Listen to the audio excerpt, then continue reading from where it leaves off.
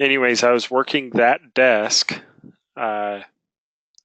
and what happened was one of our procedures says that we cannot take off if the visibility is below, or the ceilings were below, I want to say it was 1,500 feet.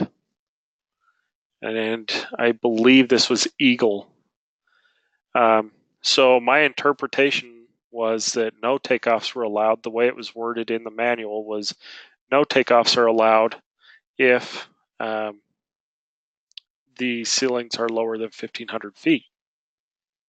Well, that was for a specific departure procedure that allows us to increase the payload that the pilots can have on board. But I had talked to the dispatch supervisor and said, hey, I'm not comfortable sending this flight because I'm not exactly sure how to interpret this. And he told me, he started looking for answers and looking for a way to send the flight. But I was just like, I'm going to have to delay this flight out until I get an answer on this. I'm not going to allow it to take off. And he said, okay. The manager at the time, the dispatch floor manager, was all pissed off, but he couldn't give us a location as to where to find the answer to the question. The system controller was pissed off because they're like, we got to send this flight, So there were people that were upset, but because that flight was on my desk, some companies will just be like, oh, Garrett's not willing to do it. We'll give it to John over there, and he's comfortable sending it like that. So we'll give it to John, and John can send the release. Well, in dispatch, we can't do that. In dispatch, we once we have been assigned the flight, we can't just oh, I don't feel safe with it, and have somebody else do it because, they feel better about it. Now, if we don't feel comfortable with sending a flight, then we don't send the flight. So to end the story, get some closure on it, basically what happened is we found in the manuals where it stated, that they could take off with lower ceilings than that, but we couldn't use a certain setting on our software.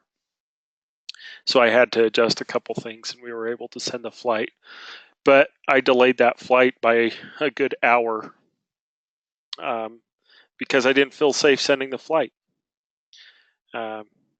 It looked pretty solid that was the requirement, and that was the long and short of it, and nothing else mattered. I'm not going to send a flight that I'm not comfortable with sending, But yeah, so as a dispatcher, just to finish up everything with that, as a dispatcher, we work for an airline, but we also have an obligation to the FAA. So we're kind of like the liaison between the two. We're working for the airline, but we're making sure that we're operating safely. So as far as like the company goals, the company,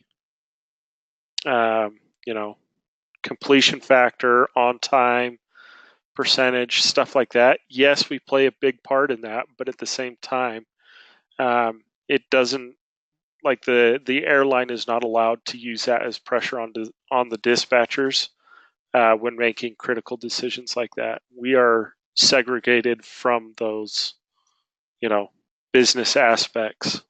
Our job is strictly to make sure that the flight operates safely. So, hey, Garrett. Yeah. That kind of raises a question. I know that a lot of what the bonuses that are paid to SkyWest employees are affected by those kind of factors, like completion factor, on time, all that kind of stuff. Yes, sir.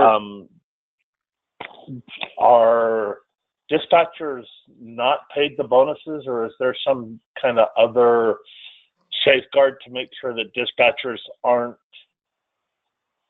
trying to game the system to keep those numbers where they should be instead of worrying about the flight itself?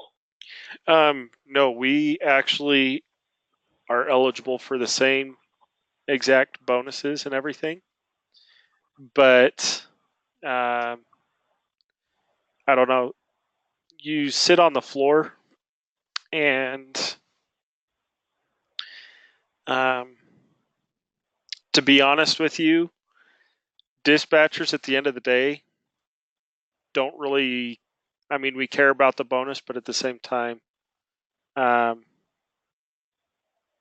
we don't really care about the performance goal at that level. Like I said, we are part of the airline still, but we kind of separate ourselves from those decisions. The airline, if we say that it is not safe to operate that flight, that's the end of the story. They cannot pressure us. If they do, then we can file a report and it's curbed immediately. So yes, the bonus objectives and stuff like that do come into play. Like, it's kind of nice, but at the same time, it never. And I, all the dispatchers that I talk to, it never really plays a factor in how we're planning our flights. I'll still see dispatchers. We've got these ultra safe dispatchers that don't think practically about things, I would say. And so every flight they put an alternate on it, or they throw on like 30 minutes of hold fuel, or they'll throw on a ton of contingency fuel for every single flight, and that plays a part in our bonus, the fuel bonus. That's part of our performance bonus. And you also have those dispatchers that are like, nope, they've got the planned fuel, the computer, this is the fuel that 99% of the flights complete it with. I'm not giving them anything extra. We call them fuel Nazis,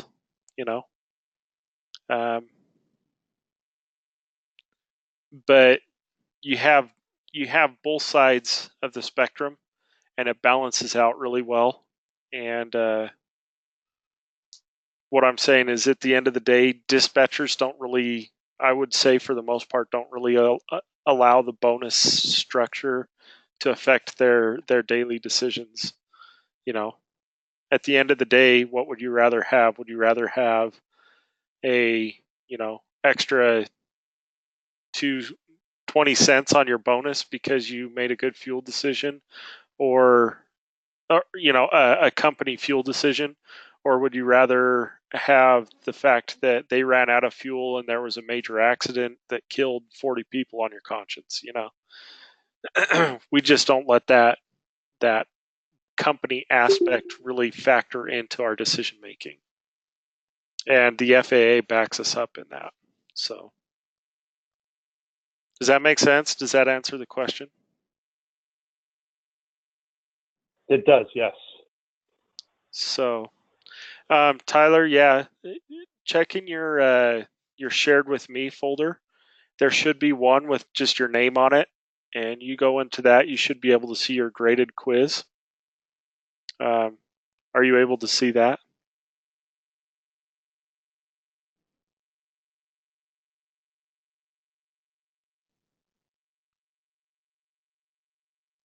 Yep, I got it. Okay, cool. Perfect.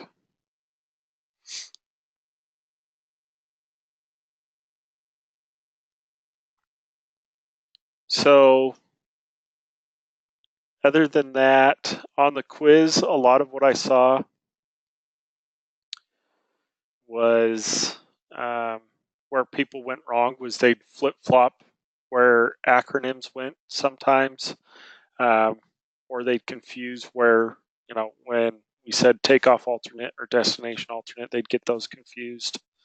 So, pretty minor mistakes. I feel like the knowledge is there. It's just,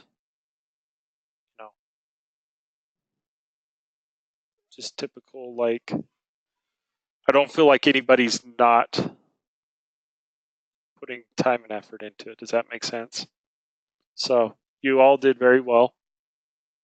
Um, you know, and like I said before, if you need to retake a test, it's not like it's a bad thing. It's just, it helps us learn where we need to apply a little more time and where we can address things, just like that question I addressed. So, and then, like I said yesterday, some people were asking for the FARs that they need to memorize. I put the correct verbiage into your guys' quizzes when I graded them. You'll see sometimes I said, hey, I gave you the credit, but this is how we would like it to be said or put. Just memorize that correct verbiage. This quiz is pretty much all of the FARs that you need to memorize and be able to recall when we get into the practical. So save your quiz, study the questions on that quiz for the FAR section. We're also doing a comprehensive review or quiz at the end of the 6 weeks. So you guys will have to make sure that you can go back on that quiz and regurgitate that info on that comprehensive final. And it's not like, once again, the comprehensive final, it's more of like a check in the box. We'll go back, you'll only take the questions that you missed and only have to answer those questions. And it's not like we're slapping you on the wrist. It's just. Wait, the comprehensive is only on the ones we missed, or is it comprehensive? It's the full comprehensive. I'm saying if you were to get less than 80%, then you only retake the questions that you missed. Okay. Until you hit that 80% mark. And then what I like to do as well at the end of the class is that last week that we're doing the practical flight planning portion. I'll take you guys out before we start submitting you guys for the practical test. I'll take you guys one by one out and we will do, I call it like a mock practical. And so we'll do one of those and I'll make sure you guys are ready going into the practical test. And so yeah, and if you guys do good on your comprehensive final, you'll do really good on your mock practical, which means you'll do really good on your practical. So, so yeah, any questions about any of that or any questions about anything we've gone over so far?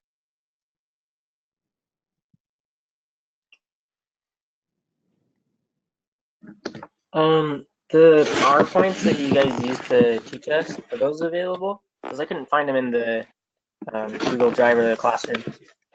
Okay, so is this how your classroom looks when you pull it up in your Google Drive?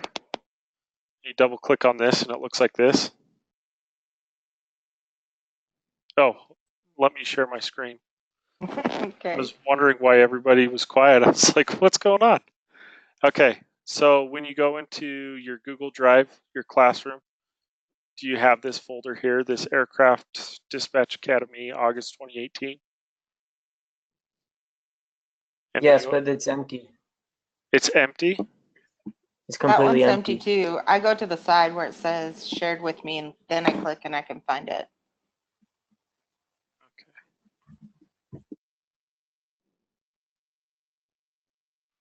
Let's see. What's your, here, I'll pause the recording. All right, or are you able to pull it up now? Go into that folder, go into lesson plans. Yeah, I got it now. Okay. Thank you. Yeah, week 2, you can go into the individual days. They have the PowerPoints and everything that we've gone over, as well as the links.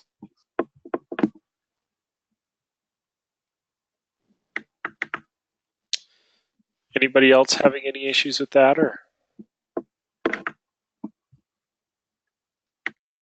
All right.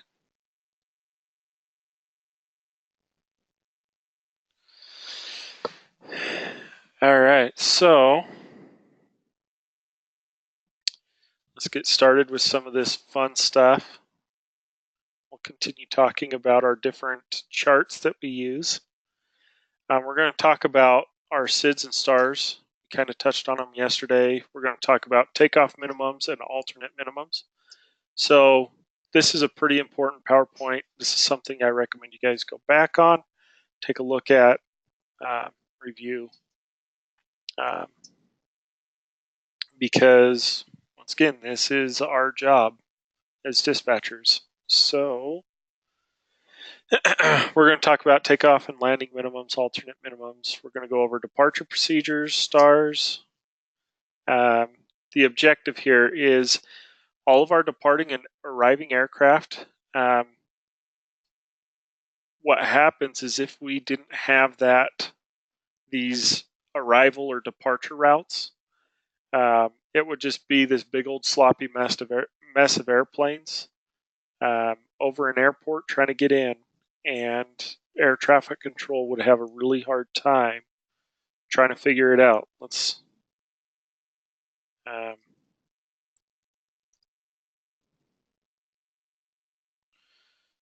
So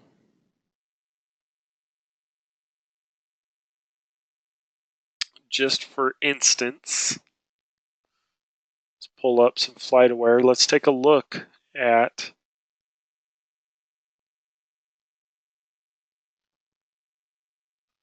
let's go down here to a really busy airport. Okay. So look at this. This is San Francisco. Look at all of these airplanes. Most of these airplanes are coming in to land at San Francisco. And then you can see all these airplanes that have just departed San Francisco. Let's see. Does this allow us to fly or just track airplanes with San Francisco? Okay, yeah. So look how nice and organized they are coming in, right? You can see that this guy's going to fall behind this guy. Let's make it big. Okay. You can see the air traffic control spaced them out, so they're just going to zipper in here, right?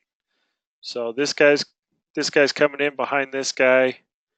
This guy will most likely, they've got this guy probably slowed down a little bit, and this guy's sped up, so he's going to go in prior to this guy. But air traffic control is lining all these blue trails. These are all the flights coming into San Francisco. You can see that this guy, they're going to flip him around here and he's going to land. This guy, same thing. They're going to send him over the airport and then put him in line. But then you see all of these jets that have departed, and they're all following these very specific routes leaving the airport.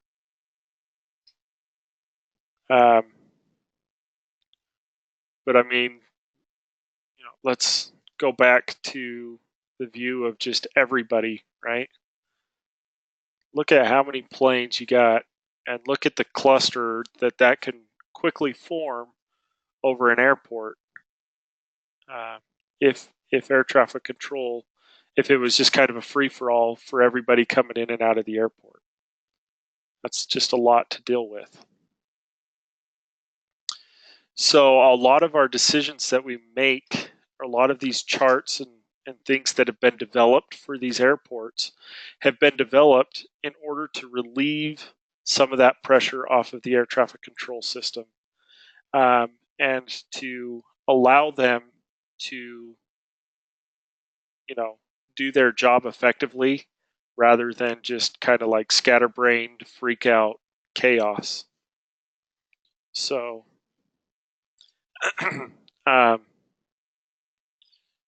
it's safer, it's more efficient.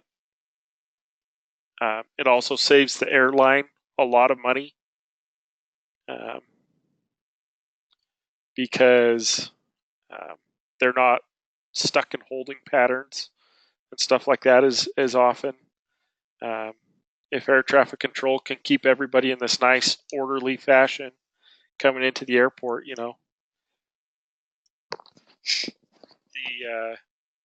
the airline saves money on fuel costs. So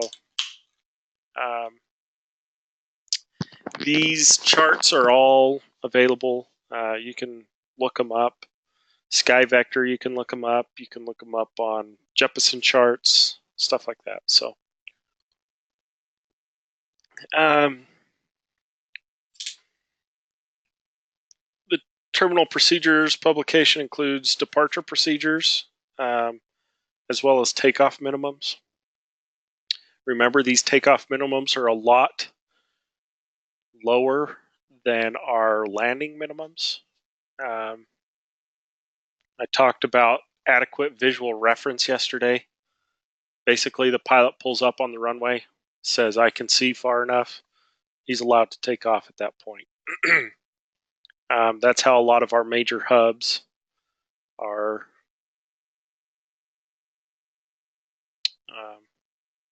That's their takeoff minimums. There's also the standard terminal arrival routes. So these are the planes coming into. Oops, I like this pony. I forget about it. So these are the aircraft arriving at the airport. We've also got our instrument approach procedures. We went over those yesterday. Those are our plates. If you guys remember me calling them the approach plates. And then our airport diagrams, so the AFD. Okay, takeoff minimums are lower than landing minimums in most cases. There are very few times where they will be the same or greater than landing minimums. Davis talked about Aspen. It's a one-way in, one-way out airport. You have to take off from runway 15. You have to land on runway 33. Like, that's just the way it is,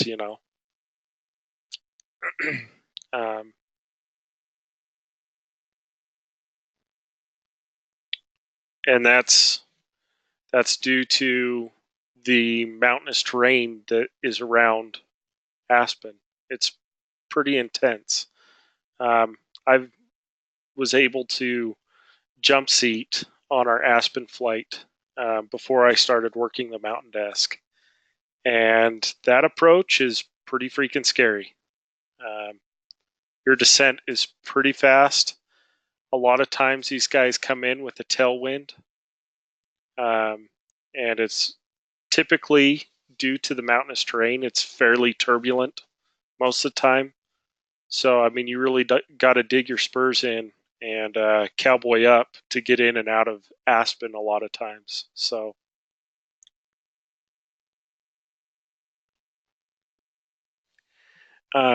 so that would be an instance where the takeoff minimums are going to be higher than, normal. I was talking about Eagle for payload restrictions. Eagle's another airport that's in very mountainous terrain.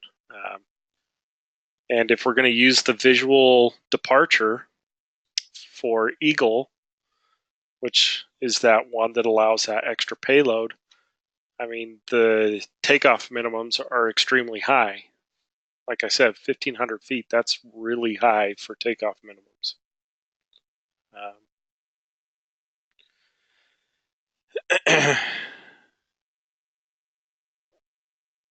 So typically our takeoff minimums are driven by visibility. Sometimes we have those ceiling minimums, and that's only because we have those see and avoid obstacles. So we have mountainous terrain, we have trees, we have buildings. You know, if you're landing at JFK or O'Hare or somewhere like that where they've got those big skyscrapers, sometimes you have ceiling minimums on certain departure procedures to avoid those buildings. So published takeoff minimums are um, in our approach plates, our approach charts. We've got standard and non-standard takeoff minimums. Standard is typically referring to Part 91. Part 91, the takeoff minimums are like 1,000 feet and 3 miles of visibility. Airports are airlines are typically non-standard takeoff minimums. So your Part 121, 135 operators, their takeoff minimums are a lot lower. And we'll go over that. But if our takeoff minimums were, 1,003, airlines would not operate very well. Your completion factor, your on-time departure, they'd be shot really quick.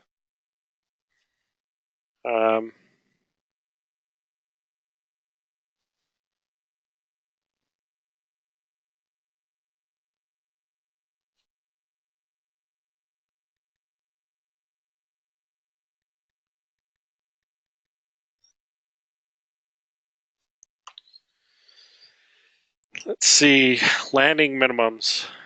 Like I said yesterday, when we're driving our landing minimums, we're solely looking at visibility.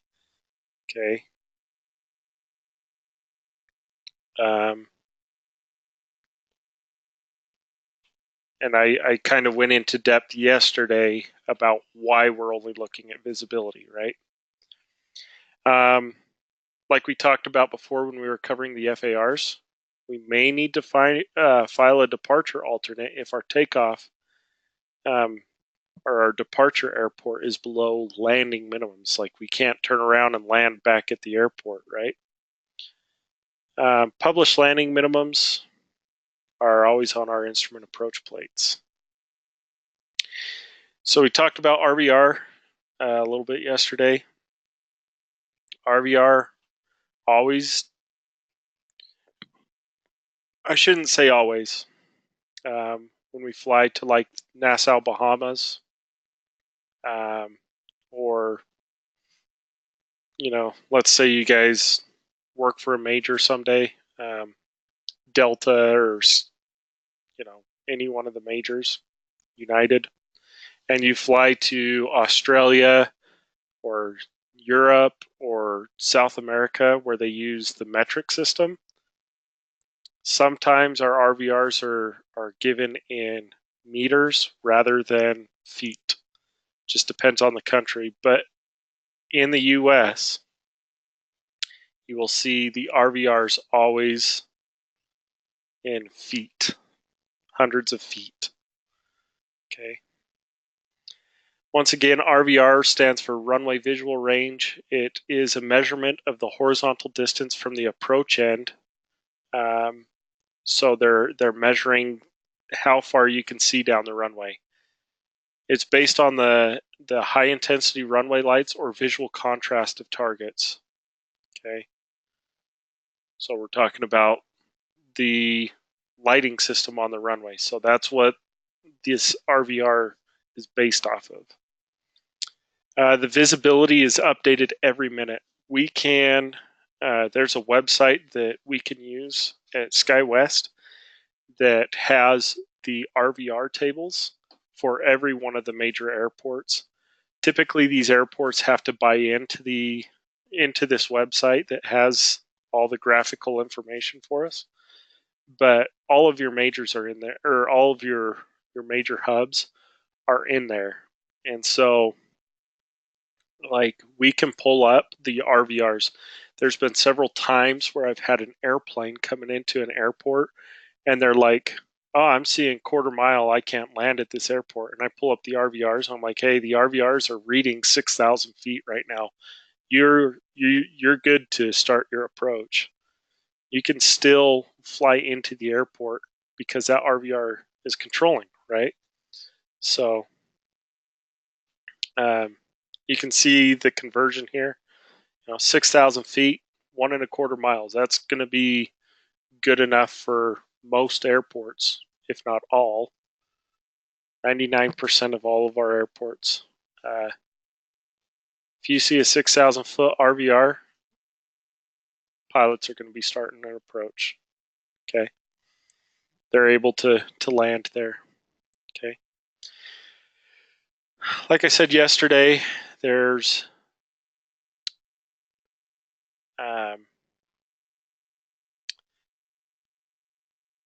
typically the transmissometers.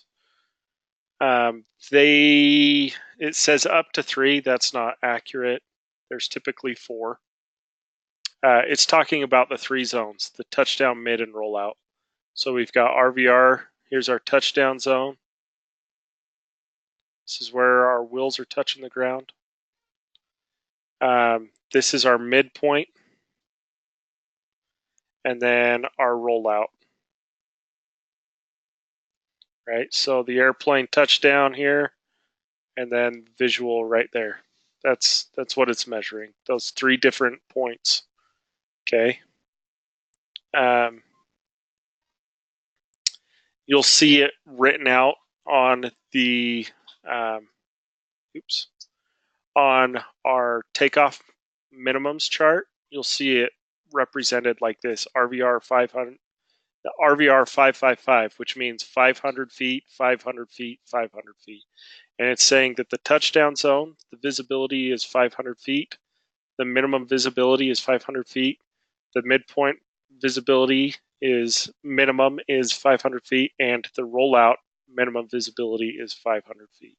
So each one of those zones, there's times where your touchdown zone has to be greater than your midpoint, and your midpoint has to be greater than a rollout. So sometimes we'll see like a 10, and then an 8, and then a 5, or something of that nature, where it's like you have to have 1,000, 800, and 500, depending on our takeoff minimums. So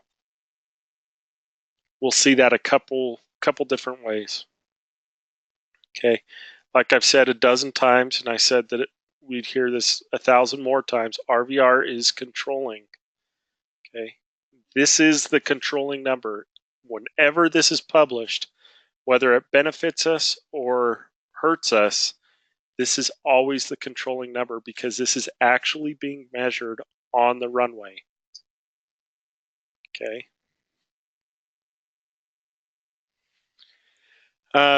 Horizontal distance, the runway.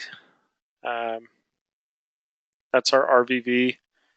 We got a transmissometer used in lieu of a prevailing visibility. It's typically we don't see this RVV reading. This is like somebody. It's a transmissometer, just like the RVR, but rather than there being 3 separate zones, it's like 1, and it's like, hey, we can transmit. That laser is going 1,600 feet, something like that. Prevailing visibility.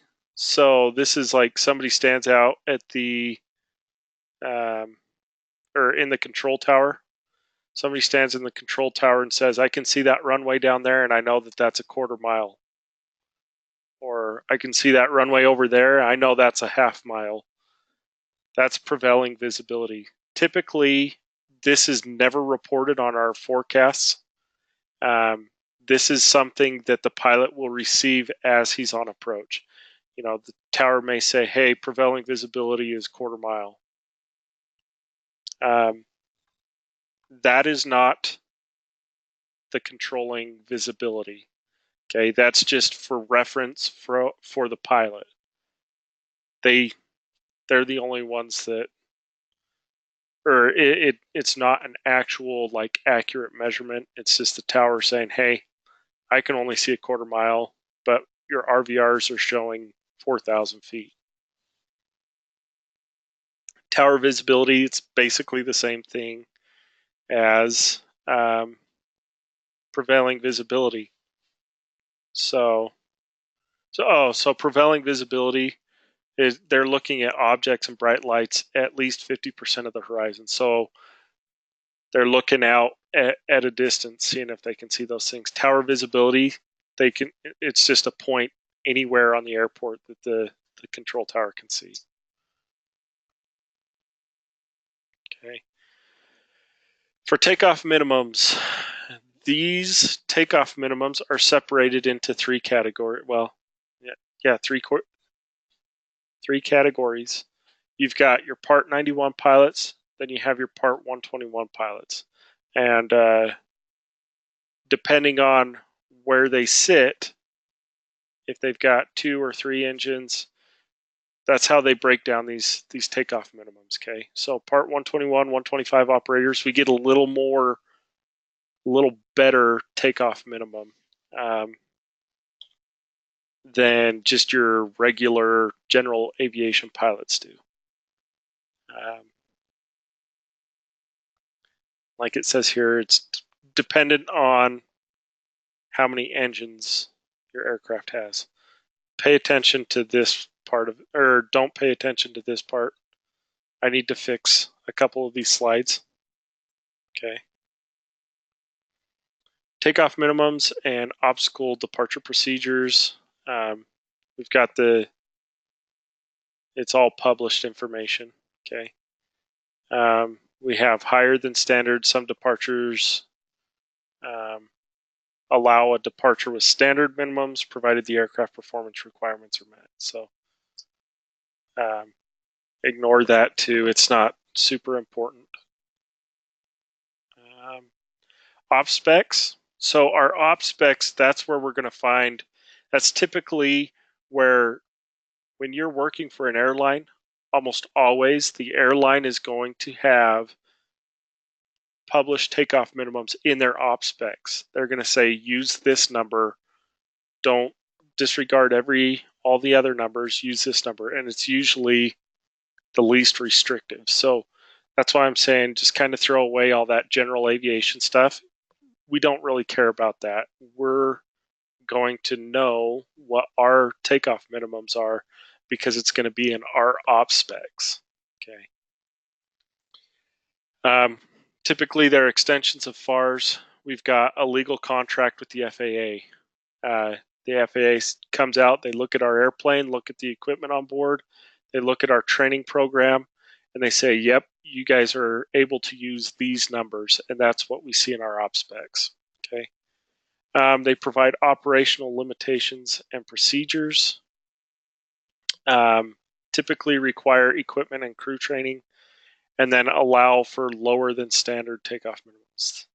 So as you can see here, there's as low as 300 RVR with a heads-up guidance system.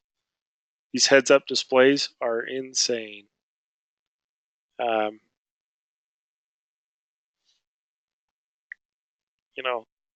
These, when you have a heads-up display system, typically those pilots are the ones that can land in a Category 3C environment where there's zero visibility or zero ceiling and zero visibility. That one of the requirements is using a heads-up display. And if you guys have ever flown a flight simulator, you guys have probably followed the boxes in when you're practicing your landings and takeoffs on the flight simulator.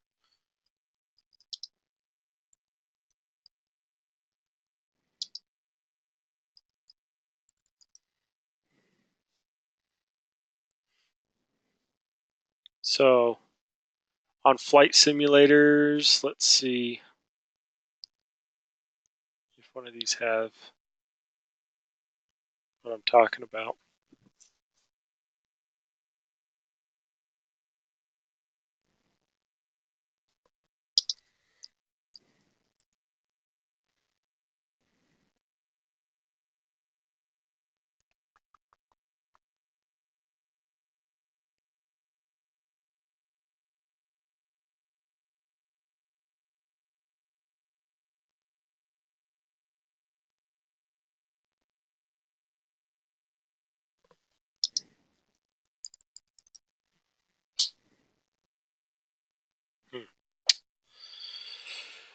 It doesn't want to show me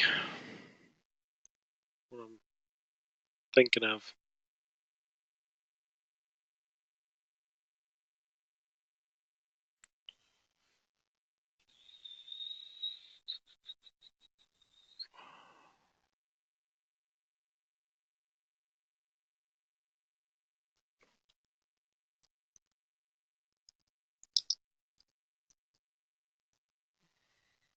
Let's see if I can pull this up.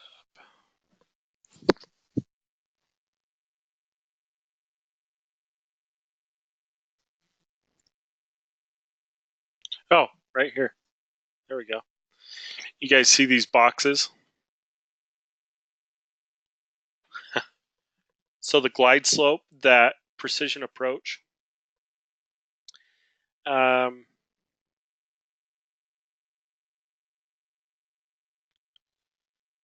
you know how it gives you the horizontal and lateral or vertical guidance.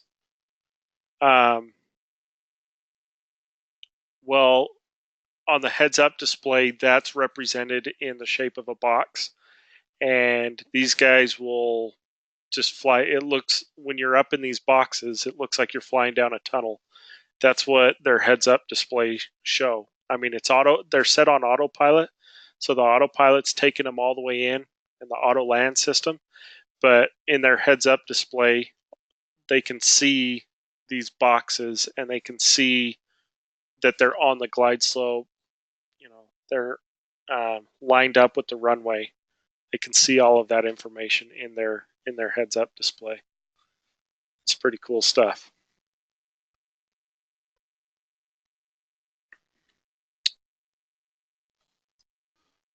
And all right.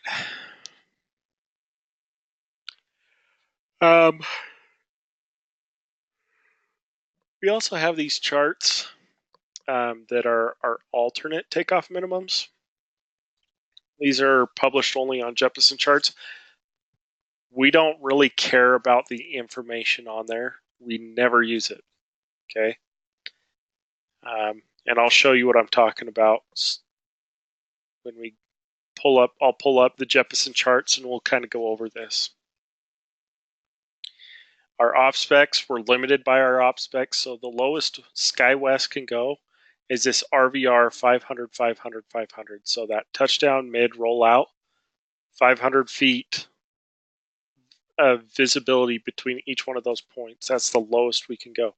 So if our rollout, the RVR is reading 200 feet, we can't take off. If any one of those points are reading less than 500 feet, we're not allowed to take off. This adequate visual reference, this is what I was talking about. Conceal and depart with adequate visual reference. If the RVRs, if they don't have RVR at the airport, pilot can line up on the runway, say, I have adequate visual reference and take off. They just have to have that continuous identification with directional control on the takeoff run. So they have to be able to see the center line the entire time they're taking off. If they can't, then at that point they have to abort the takeoff. They'll throttle back, slam on the brakes, hit the thrust reversers, and come to a stop, hopefully before the end of the runway. Okay. There's some visual aids, lighting, like we were talking about. You got the high intensity runway lights, you got center line lights, runway center line markings, and other lightings, lights and markers on the runway to help give the pilot the adequate visual reference. So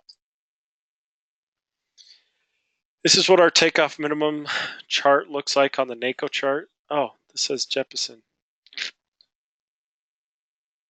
I don't like. Oh, it's because it's not showing the whole thing. That's why it wasn't familiar to me. Okay, so you can see here, you can see this for filing as an alternate section. We don't really care. Never use it. Okay, takeoff minimums, you can see the runways. You can see their standard. These are standard takeoff minimums. These are, standard or non-standard takeoff minimums for these runways. Once again, ignore those. Typically, what it's going to end up being is this adequate visual reference here. Okay, or you'll also see we're going to pull up some Jeppesen charts, and we'll actually look at these. So I can stop saying just ignore this.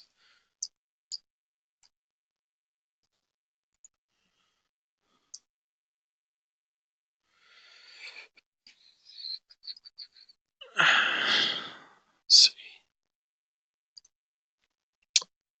So let's look at Salt Lake City International. We're going to look at runway 16 left here. Oh, wait. I'm sorry.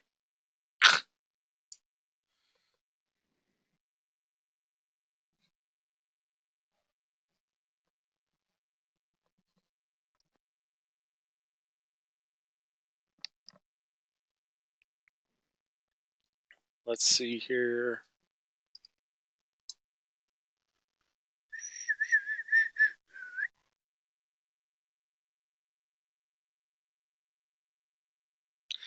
All right, so these charts that we're talking about, these are going to be in our 10.9. So our 10.9, our primary one, is going to be that overview that we talked about yesterday. Okay, the 10.9 alpha is this additional information. This is where we're going to find our takeoff minimums. Okay, you can see right here at the 10.9 alpha chart, you can see our runways that it's talking about.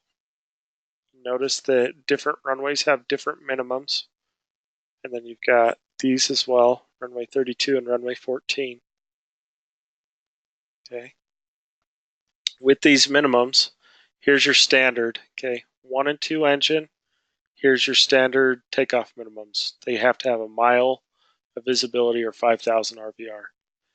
If they are 121 or 135 operations, then they can use this adequate visual reference, which is typically RVR of 1600 or quarter mile. Okay. And then last but not least, this is our less than standard takeoff minimums. If there are 2 operating RVRs, meaning we're getting readings from touchdown zone and our midpoint, or any combination of the 3, all operating RVRs are controlling.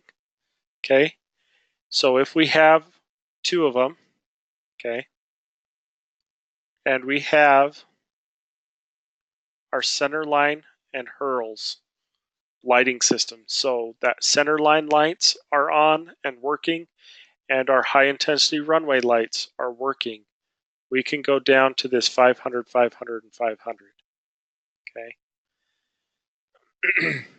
This is the important one that you guys need to know, is adequate visual reference is always going to say quarter mile, or if we have RVRs reporting and our center line and hurls are working, we can go down to this 500, 500, 500. We never care about this.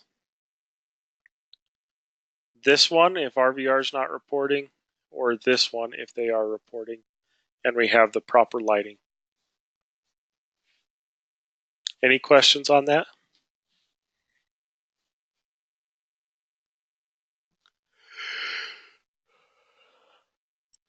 All right, so what chart is this?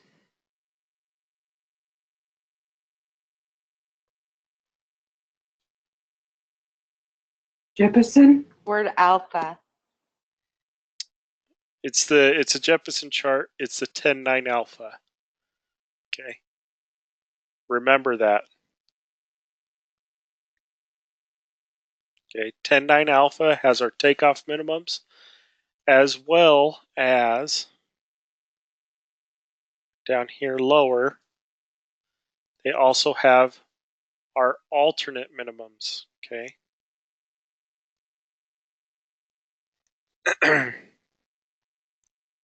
So 10.9 alphas are kind of important. And is that 10.9 alpha, is that just the name of the form, or? Yeah, so every single one of our airport charts are going to be separated into a numerical, alphanumerical code. And the 10.9 alpha is always going to be used. It's got some general information about the airport over on this side, and then we've got our takeoff minimums. And then down below, you'll see our alternate minimums as well. Okay. So the 10.9 alphas, whenever you see a 10.9 alpha chart, you will know that that's the information you will find on it. Does that make sense? The 10.9 chart will always be the overview of the airport. It's that picture, overhead view of the airport layout. And then the 10.9 alpha is it's kind of like the verbal context of the airport. Everybody good there?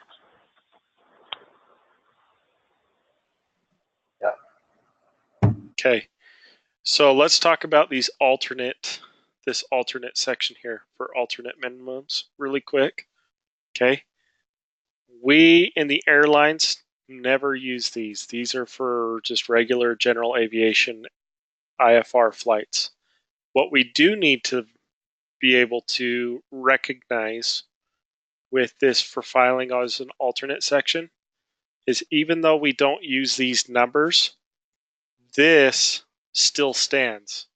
If you ever see a not applicable, that means you cannot get alternate minimums off of that runway, off of that approach plate, okay? So we can get our alternate minimums using these approaches and these approaches only. We cannot use this RNAV 34 right for alternate minimums. Okay, and we're going to go over alternate minimums here in just a minute. Actually,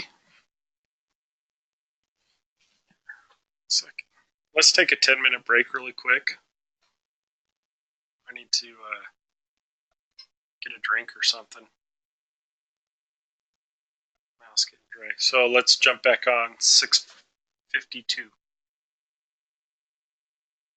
Sounds good. All right.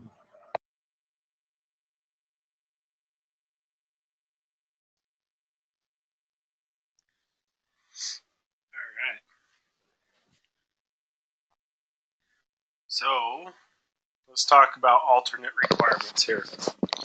This is one of the most confusing parts of a dispatcher's job, and probably one of the most missed or violated FARs that a dispatcher can do. So this is one that we will focus a lot on. Excuse me.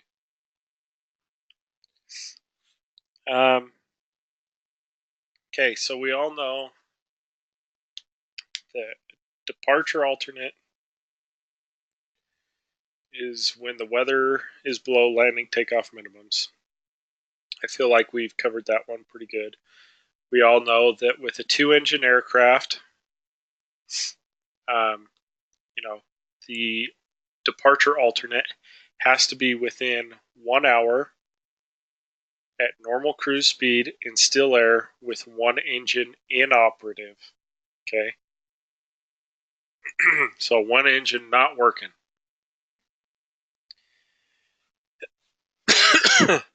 We also know, oh my gosh.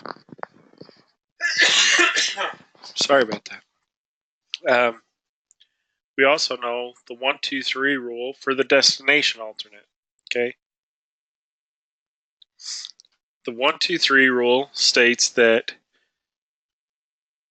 an alternate is always required except when 1 hour before or after the ETA we have at least 2,000 foot ceilings and 3 miles of visibility. Okay. Plain and simple, cut and dry. So if the weather is in any way, shape, or form below 2,000 feet, 2,000 foot ceilings, or below 3 miles of visibility, it doesn't matter if it's one or the other or both, we require an alternate. One thing that it talks about here is a destination alternate, or a second destination alternate. Sometimes we require more than one destination alternate. And one of those times is when we have what is called marginal weather. Okay. If our destination is at our landing minimums, at our ETA, meaning let's say that we're using a standard ILS to Salt Lake City, runway 16 left, and we have 200 foot ceilings, half-mile visibility. So we're at landing minimums. Let's say we choose an alternate of, let's say, Idaho Falls. Okay. And Idaho Falls minimums are 300 and 1/2 mile visibility. And their current weather is 300, or I'm sorry, their landing minimums. Here's one distinction we got to make. Okay, we have landing minimums,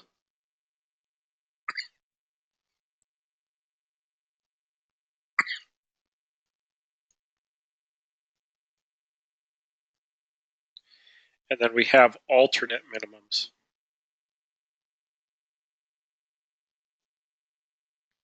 Okay. Landing minimums, we just take and we read the value off the chart. We're going to talk about how we get our alternate minimums, but let's say that our alternate minimums are 601 mile for Idaho Falls. Okay. If our alternate minimums, if the weather is at 600 foot ceilings and 1 mile of visibility, then we're required to list a second alternate on the release. So we would have to do like Twin Falls or somewhere like that.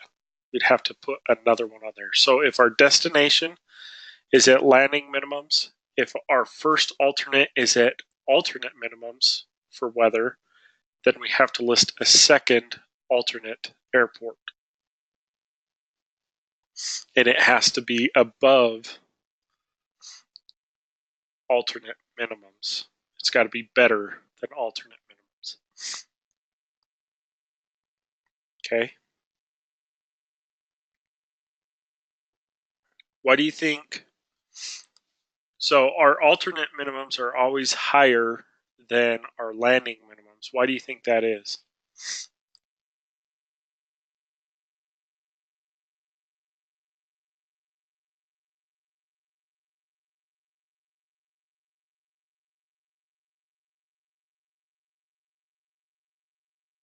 Would it be because alternates tend to be less frequently used, therefore probably not as well equipped as, say, because Idaho Falls is a much smaller airport than Salt Lake? Yeah, that's true.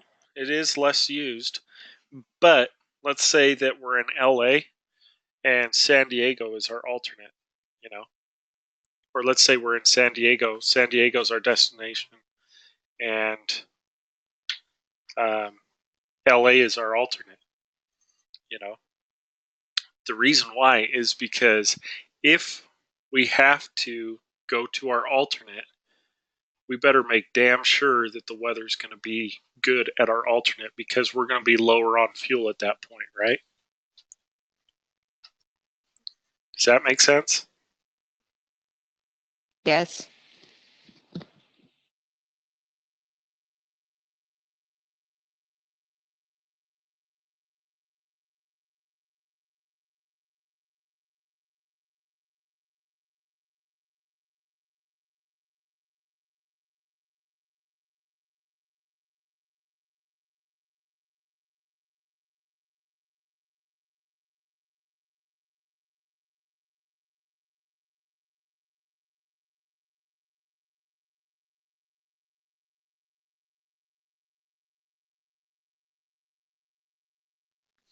All right, sorry about that. So our alternate minimums have higher minimums, because if we go to our alternate, and we better be putting that sucker down. We don't want to burn into that reserve fuel, remember? It's there if we need it, but we don't. Pilots really don't like even getting close to that reserve fuel. A lot of pilots, like for every flight, they'll add 500 pounds of fuel on, just to give them a little more cushion.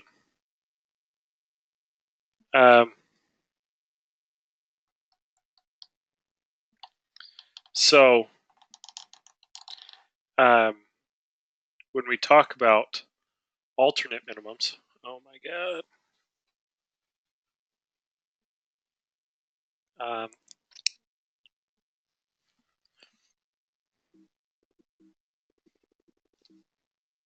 Sorry about that. Oh gosh. Just spilled.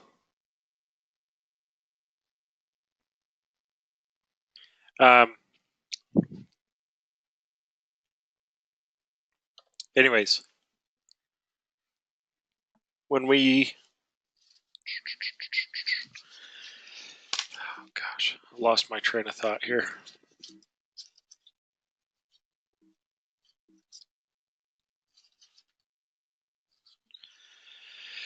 All right, so let's dive into these minimums here. Okay. So for alternate minimums, it depends on the instrument approach plate for the airport that we're listing as our alternate. Okay, we're going to derive our alternate minimums based off of the instrument approach plate. We're going to use what we call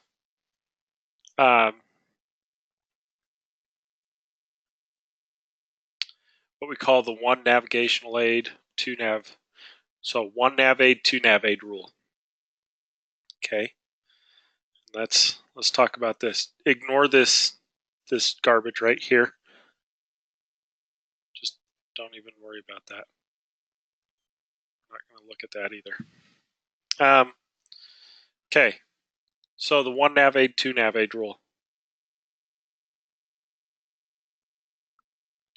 Let's see here.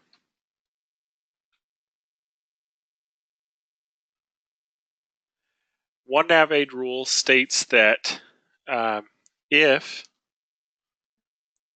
a airport has one ground-based navigational aid or one ground-based approach, the minimums we have to add 400 feet to our visibility or to our ceilings and 1 mile to our minimums or our visibility. So 400 feet to the ceilings, 1 mile to the visibility.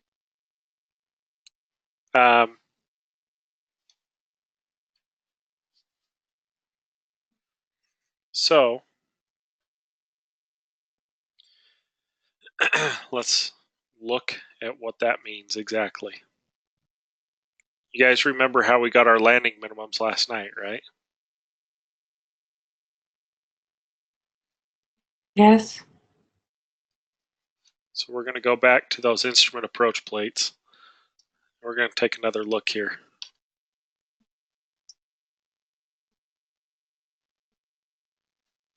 Okay.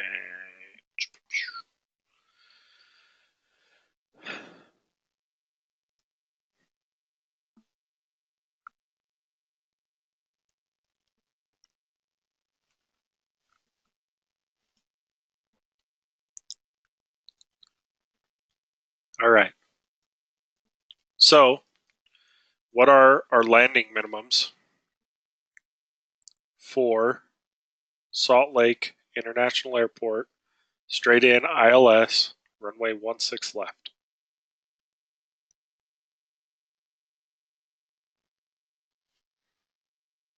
Ceiling of 200 and visibility of half mile. Good. So 200.5. Perfect. Okay. So let's say that this is the only open runway at Salt Lake. This is the only available ground-based approach. At this point, we would say that we are going to use the one NavAid rule, okay, to get our alternate minimums. So, what do we have to add to our visibility and our ceilings? What did we just go over there? 400 feet for the ceiling and 1 mile for visibility. All right, so what would our alternate minimums be at this point?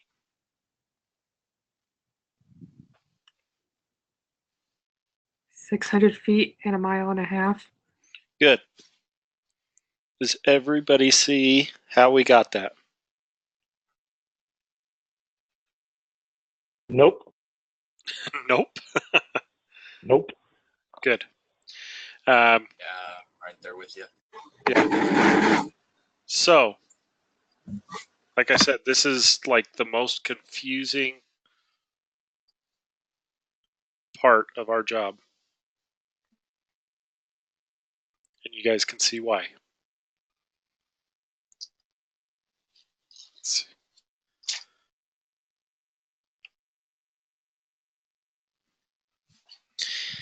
All right. So, our landing minimums using the straight in ILS for runway 16 left are 200 and 1/2 mile.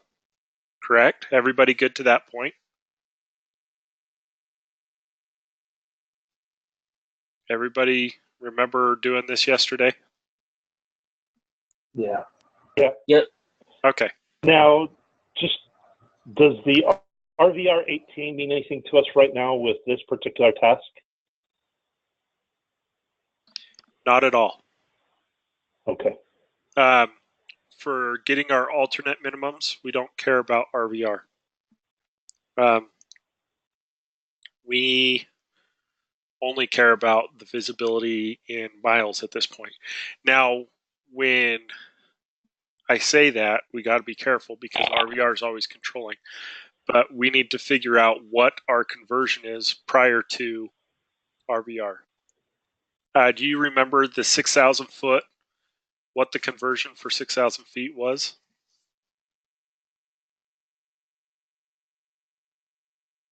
Uh, 6,000 feet RVR. Do you remember how many miles that equates to? 1.25 miles, isn't it? Yeah, 1.25 miles. Okay. So a mile is what, 5,800 feet or 5,580? Is that what it is? Yeah, or very close to. Yeah. And so it's just a little further than that, 1.25 miles, 6,000 RVR. 6,000 RVR is the highest RVR that we will ever report. Okay. Actually, 6,500, I think is, which is 1.5 miles. I think. Thereabouts. Okay. So we can see that, why it doesn't matter to us as far as converting it to RVR. Our alternate minimums, remember to figure out if we can use this as an alternate, we need to add 400 feet to our ceilings and 1 statute mile to our visibility. So now our alternate minimums become 1.5 mile and 600 feet. This is using the one NavAid rule.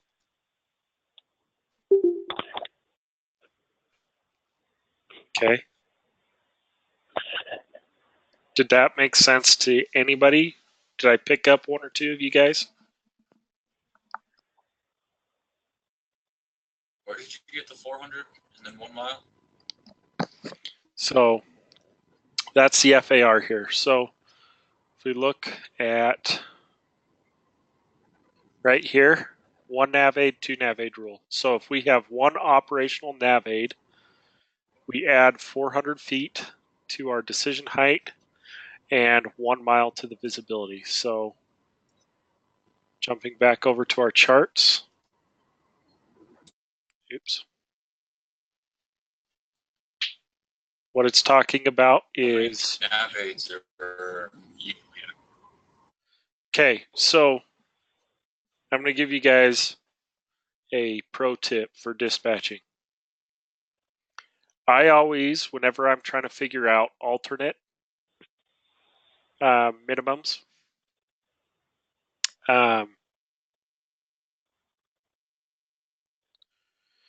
whenever I'm trying to figure out alternate minimums, I always use the 1 nav aid first. That's my go-to. Okay. So what that means is that there's 1 operating navigational aid. So let me talk about that really quick, what that means. Okay. This is using a localizer, which we know is ground-based, right? It's a ground-based approach, the ILS or localizer for 16 left.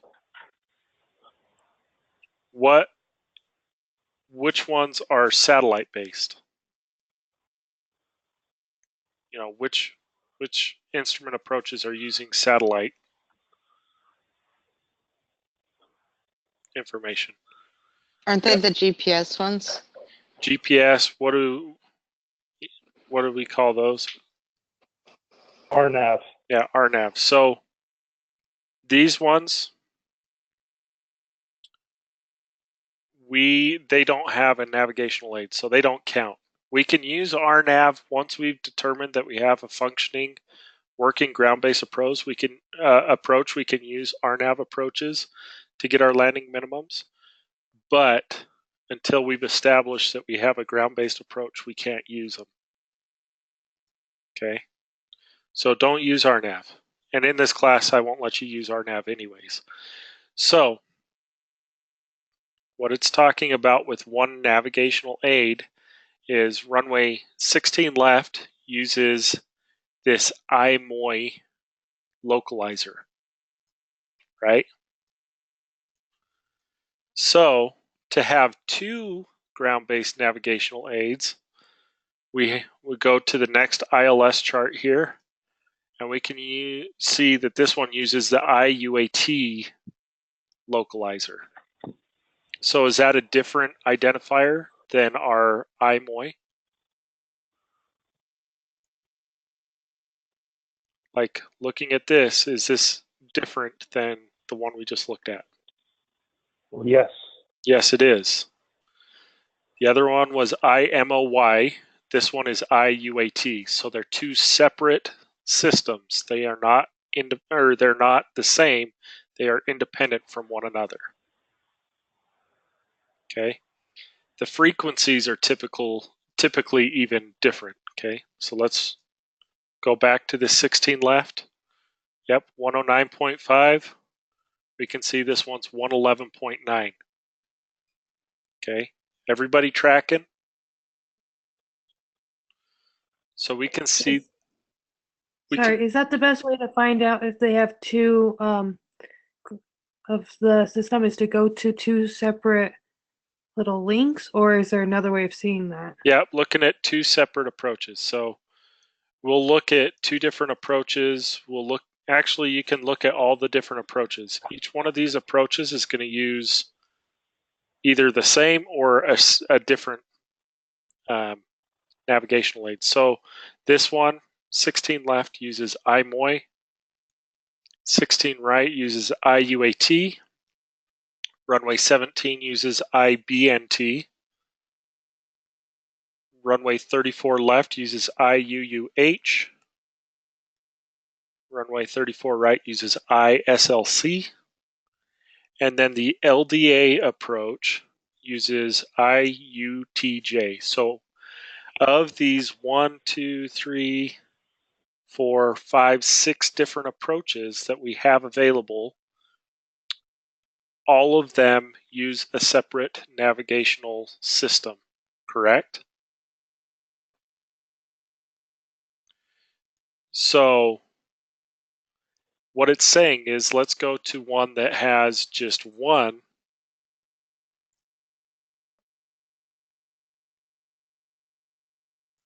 Oops.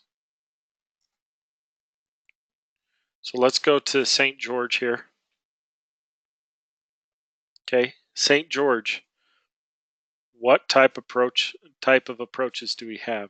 We've got an LDA, okay, and then we have a VOR. Those are our two ground-based approaches. The LDA uses the ISGU localizer, and the VOR DME approach uses the UTI VOR, the urinary tract infection VOR. So, will we have access to this website so that we can like mess around with it so that it sticks more?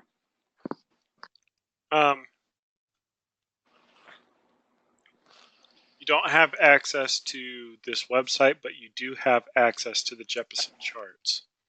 So if you come out here to the flight planning and double click on this Jeppesen folder, these are the Jeppesen charts for all these different airports. Oh, okay. So you can see this one's the VOR DME for runway 12, VOR DME for runway 30, and this is Laramie, Wyoming. So let's look at Laramie really quick. Here's a great example of an airport that only has one navigational aid. Okay, runway 12, our navigational aid is the LAR VOR. Let's scroll down here just a little bit. What's the navigational aid for this approach to runway 30? Same VOR. The same exact VOR. So do we have two separate nav aids? Nope, one nav aid. We've only got one nav aid. Okay. So that means that we can only apply the one nav aid rule to this. And that means that we add 400 feet to the ceilings and 1 mile to the visibility. Okay, so we'll look at these charts really quick. Runway 12, what are our landing minimums for runway 12?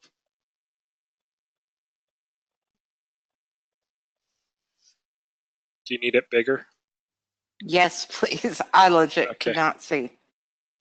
All right, just 1 second. I gotta switch back over to. Okay, what are our landing minimums for runway 12 here?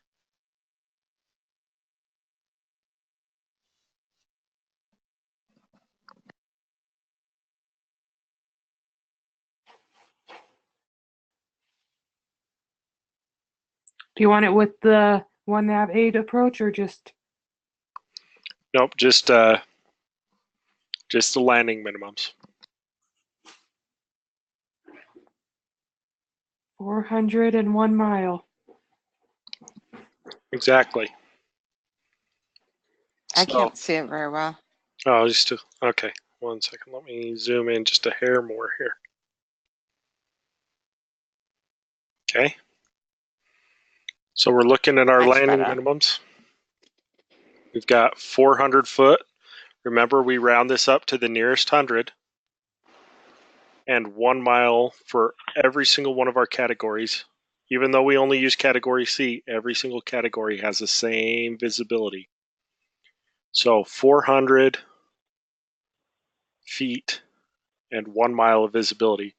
So with the one nav aid rule, what do we add to our ceiling and visibility? Add 400. So then is it 800? Yep, our alternate minimums are now 800 feet.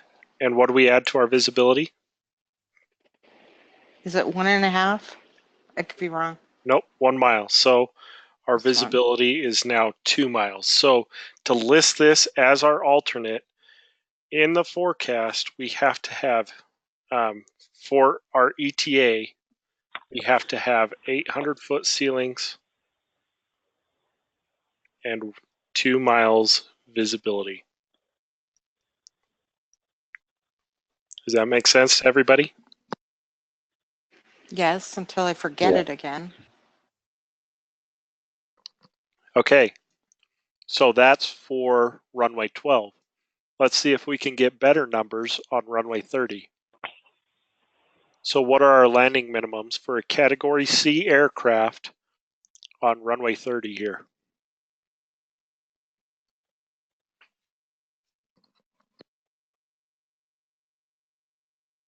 So again, you round up to 400. Yep. And then are we adding that to it, the ceiling?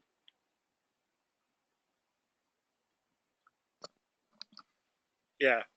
So we So then it rounded would up. be 800 and then 1 3/4 mile, right? Mhm. Okay.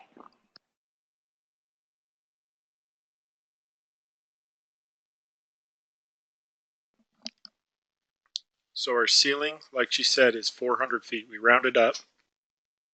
Okay. We add our 400-foot requirement for alternates.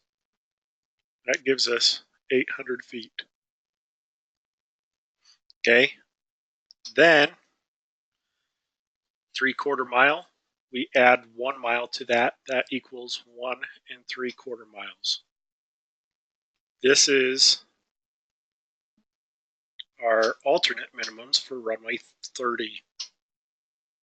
Oops, 1 3/4. Okay, so which runway are we going to use when we're trying to get our alternate minimums?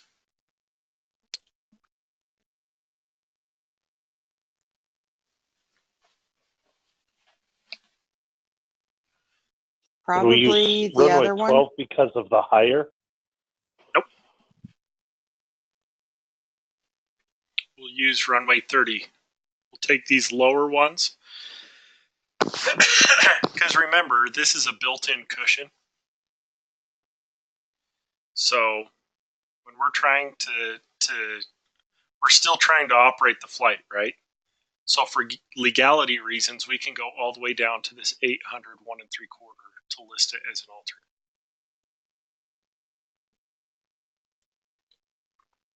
Does that make sense? Yes, so you want the lower number when you're picking the alternate. Yeah. But, okay, got it. Yeah, exactly. So we always, I mean, we're putting on a big cushion here.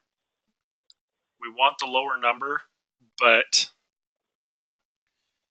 here's what happens, and I want you guys to not get confused here, which means that you guys might get confused here. But what happens is once the pilot, say he's going to the destination, he's going to Denver, he decides that it's not safe to land at Denver, so he says, I'm going to the alternate of Laramie here. Once he makes the decision that he is diverting to Laramie, Laramie now becomes the destination. And at that point, his landing minimums drop to those. So. Okay, so then do you rework it or what happens? No, if we list it, if they go to the alternate that we put on the release, we're good. Okay, we don't require an amended release at that point. If they decide to go to a destination or go to an alternate that's not listed on the release, we have to do what we call an amendment, where we'll add that to the release with the weather information, saying that this is now the alternate. And then once we submit that, it's like a formality. It's just paperwork at that point. That gets submitted, so the FAA, if they come back and look at the flight, they go, okay, he had the proper weather information, the proper landing information for that airport when he diverted there. But what happens is we'll submit that paperwork before he even lands. The system controller will go in, work their magic, and they'll rebuild the flight plan to go from that alternate to the original destination. Does that make sense? So let's say Denver is our destination. We divert to Laramie. As soon as we get done working up the release, if Laramie wasn't on the release, as soon as we get done putting that on the release, doing our amendment, before they even land, the system controller's already made a flight going from Laramie to Denver. Okay. So you're not scrambling. You still kind of scramble because typically when they push that divert button, you got 15 minutes before their wheels down at the alternate. That's the typical distance or time. 15 to 20 minutes is pretty average for them going to their alternate. Well, okay, and this might be dumb, but so if I'm a passenger and I'm planning on going to Denver to catch another flight, I'm going to be really pissed off if I end up in Laramie. Why would that happen? Because it wasn't safe to land at Denver at that time. And then other people scramble so that I can end up back in Denver, or how does... No, so what happens is typically these diversions will divert to Laramie, and we do what we call a fuel and go. Okay. Okay, that makes sense. They'll fuel up the aircraft, and then they'll wait at the end of the runway, basically, for the weather to come up to a point where it's safe to execute an approach, and they'll give it a shot. So then they're still getting to their landing, right? But just they're probably they're probably not going to make their connection if they're trying to connect.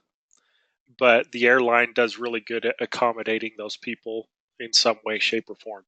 If it's something that we didn't really have control of, typically the airline will bump them onto the next flight. Something will happen to where they take care of those passengers. Now, let's say this happens a lot. Let's say we're flying into LA. We divert to Santa Barbara. That's like 15 minutes. That's a 30-minute drive typically, right? Yeah, that's not bad. Okay. So I actually used to live there. Yeah. And it looks like 30 minutes, but you're talking LA traffic. In reality, you're lucky if it's an hour and a half. Yeah, it can get pretty ugly, but at the same time, usually it's kind of the same thing. Assume it's ugly unless you catch a break. So, right. Sorry, my colleague actually, the stretch of freeway that you take from Santa Barbara to LAX, I had a friend who nicknamed it the Devil's Driveway. Probably with good reason. Yeah, you're dealing with the 405. That's the most congested freeway in the country. Yeah. Yeah, I used to live in Southern California too, but I mean, sorry. No, but it's fine. But a lot of times, what happens is people either live closer to Santa Barbara than they do to LA, but because of plane tickets, they're flying into LA. The cost of plane tickets are flying into LA. Something's going on, right? And you get a passenger that's like, well, I'm like right there, so can I just get off the airplane? What happens at that point, the passengers are allowed to get off the airplane if we divert. But what happens is, as soon as that passenger says, I'm getting off the airplane, and they step off of the airplane, at that point, we are no longer responsible for their baggage. We're not going to open up the plane and pull their bag out, right? We're not going to go digging through everybody's bag just to find that one passenger's luggage. So they'll have to go down to LA at some point and get their bag. The next thing that happens is we no longer have to accommodate them. They can't go down to the end of the jet bridge to the gate agent and say, look, I just diverted. I want some compensation. I want some meal vouchers or some flight vouchers because this wasn't my destination. Nope. You decided to get off the plane. We still intended to go to Los Angeles. And so you are cut off completely. So if you decide to get off an airplane at a diversion airport, the airline's done. They don't have to accommodate you in any way, shape, or form. Does that make sense? That makes sense. Yeah, it makes perfect sense, actually. So typically, we'll hold them hostage on the airplane for 30 minutes while we fuel up the aircraft. By that time, typically the clouds have moved on. You know, sometimes they get stranded. Sometimes you get a blizzard in Cody, Wyoming, and you get stuck at your alternate. You know, it just happens. But for those passengers that are stuck like that, typically the airline will put them in a hotel. They'll get them on a later flight. They'll take care of the passengers still, you know. But we can't control the weather. So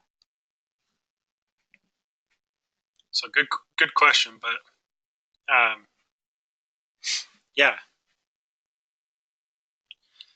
So hey Garrett, coming back to the point where they actually decide to divert to Laramie, and then the landing minimums are the normal 400 and 3/4 mile. Is the purpose of the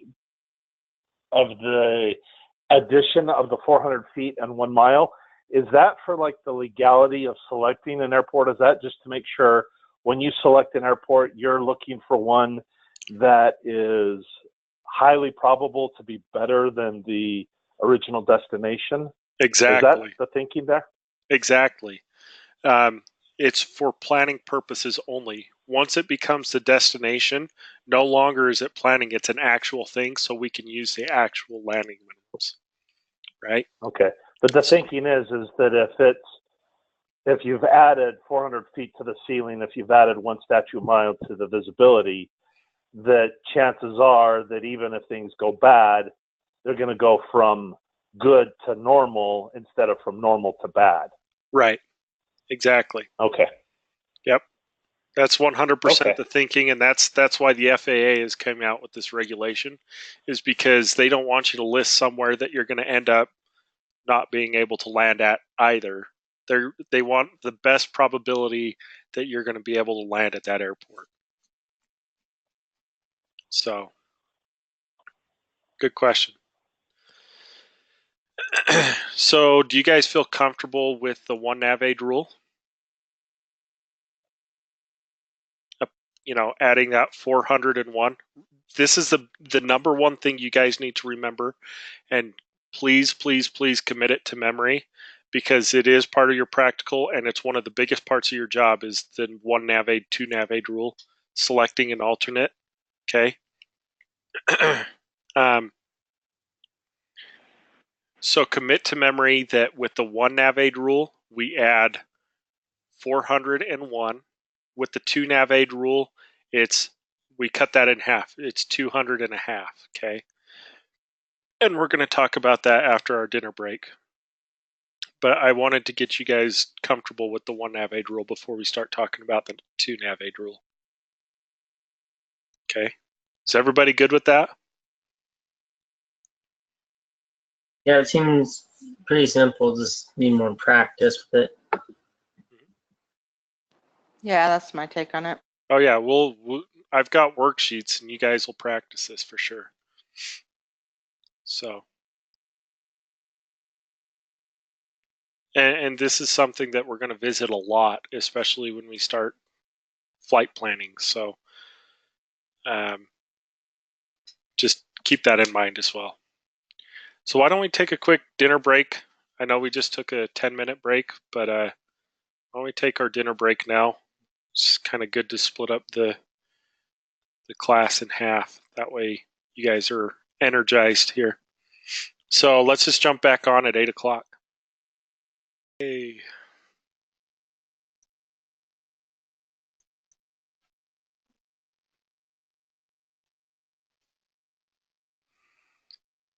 So, everybody back? Yep. Yeah. All right. 1 second.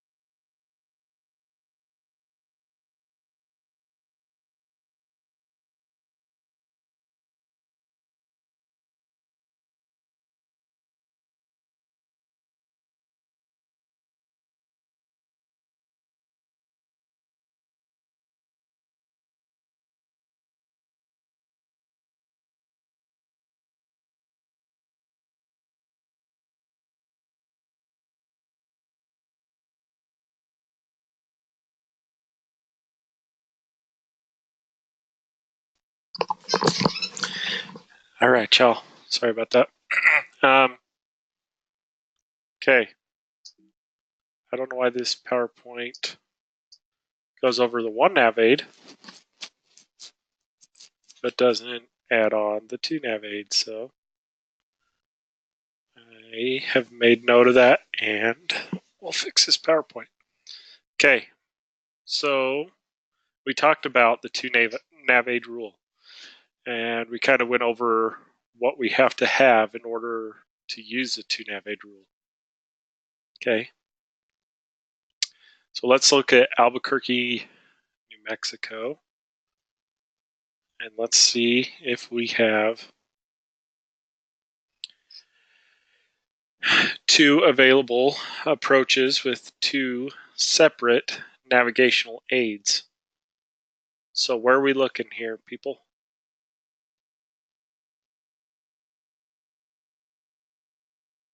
Somebody call out what nav aid this approach uses. The LOC Okay. and the ILS. So this right here, this is what we're looking at, right? IBZY. Yep. This is the key right here, IBZY.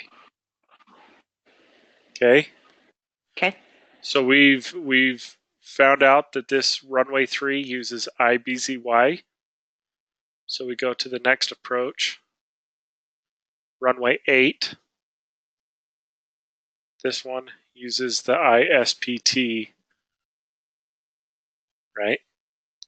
So do we have two separate runways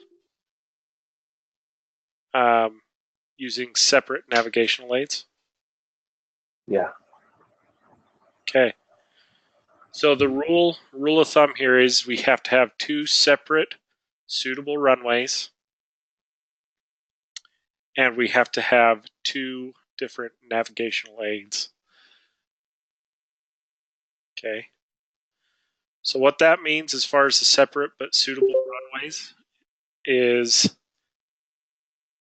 how many runways, like if this is our runway, how many runways do we have here? One strip of pavement. How many runways do we have on that?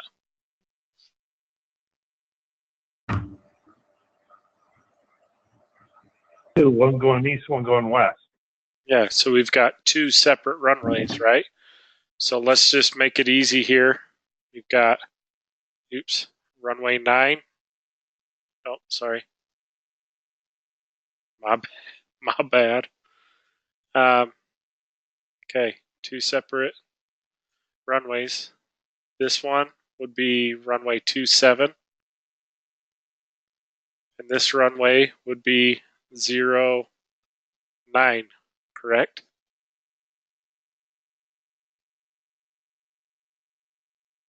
So, wait, how are you getting that? How do you know that? Because I can't see that in the picture.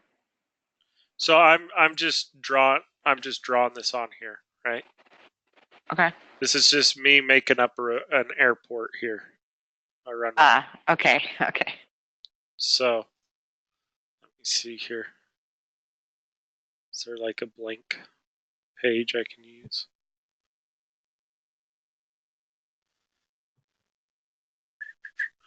Okay, let's just right here. Okay, here's our runway. We know that it's facing east-west here. If we were coming in and landing from this direction, told you I suck at drawing with this thing. So we're landing from this direction here. This runway would be runway 27. If we're coming in from this direction here, this runway would be runway 09.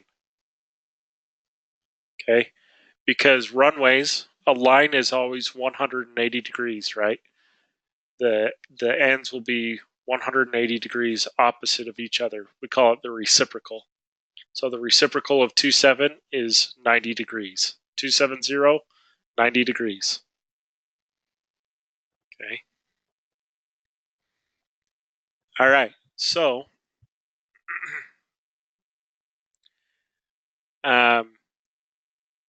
this, even though it's one strip of pavement, counts as two separate runways. Okay. So let's say we have an ILS for runway 9 and we have an ILS for runway 27, and they're different navigational aids, right? This is using let's just say BZY, and this one uses ABQ.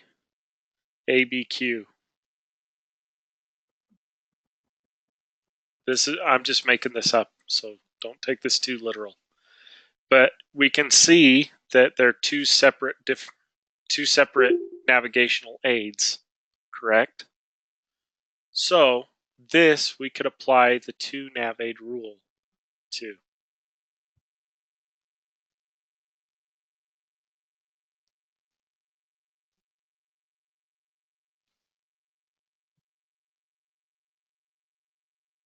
Okay.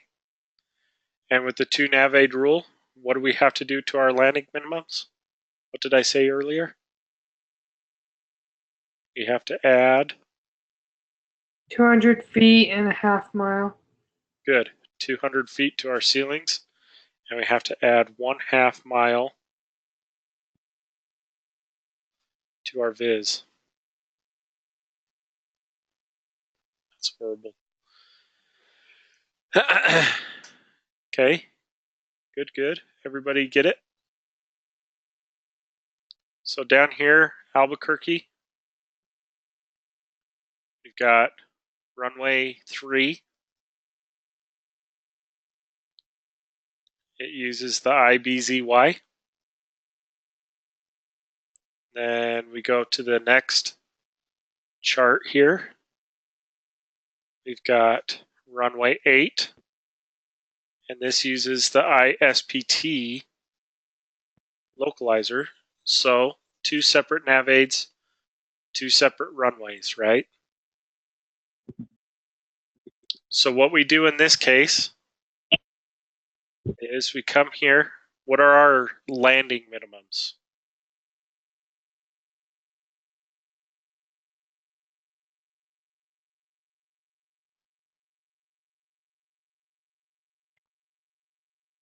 Bueller.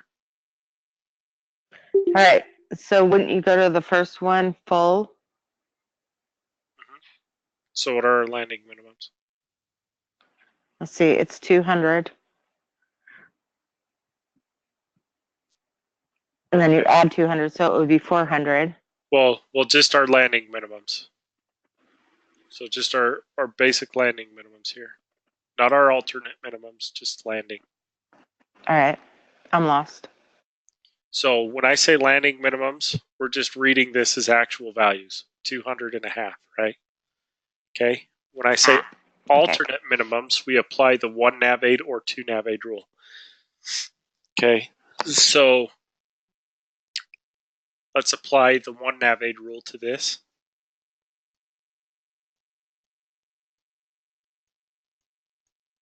So that would be 600 and then 1.5.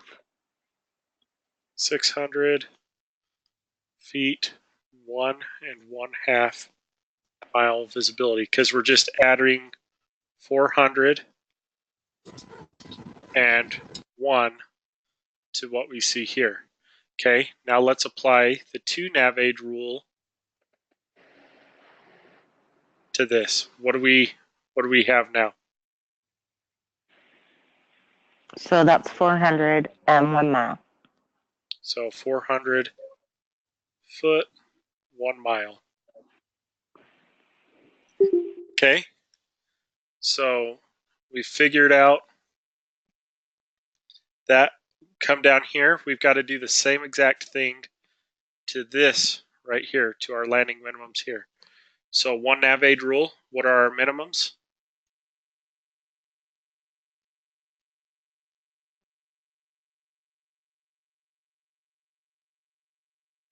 700 in a mile and a half. So 700 feet, 1.5 miles.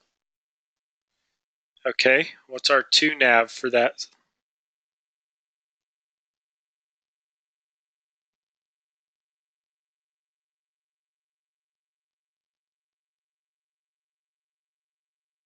$501 Good. 500 feet and 1 mile. Okay. Using the 2 nav aid rule, we have to use the most restrictive of the 2 nav. So we can see here, we get our best minimums using the 2 nav aid rule, right? Our 2 nav aid gives us the best landing minimums, right? Right. Okay. So we can eliminate using the 1 nav aid rule because we get better landing minimums using the 2 nav aid rule. Now, what we need to do is we need to take the most penalizing of our 2 separate runways here. Does that make sense?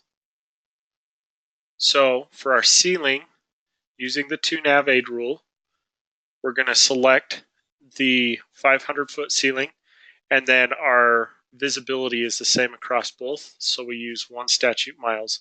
So using the 2 nav aid rule, these are our alternate minimums for Albuquerque.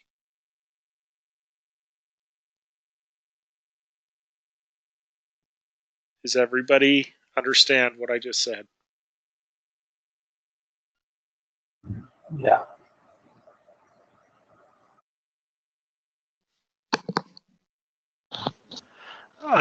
I'm kind of like, I understand what you said. I'm just kind of confused on how the 400 wouldn't be the most penalizing one.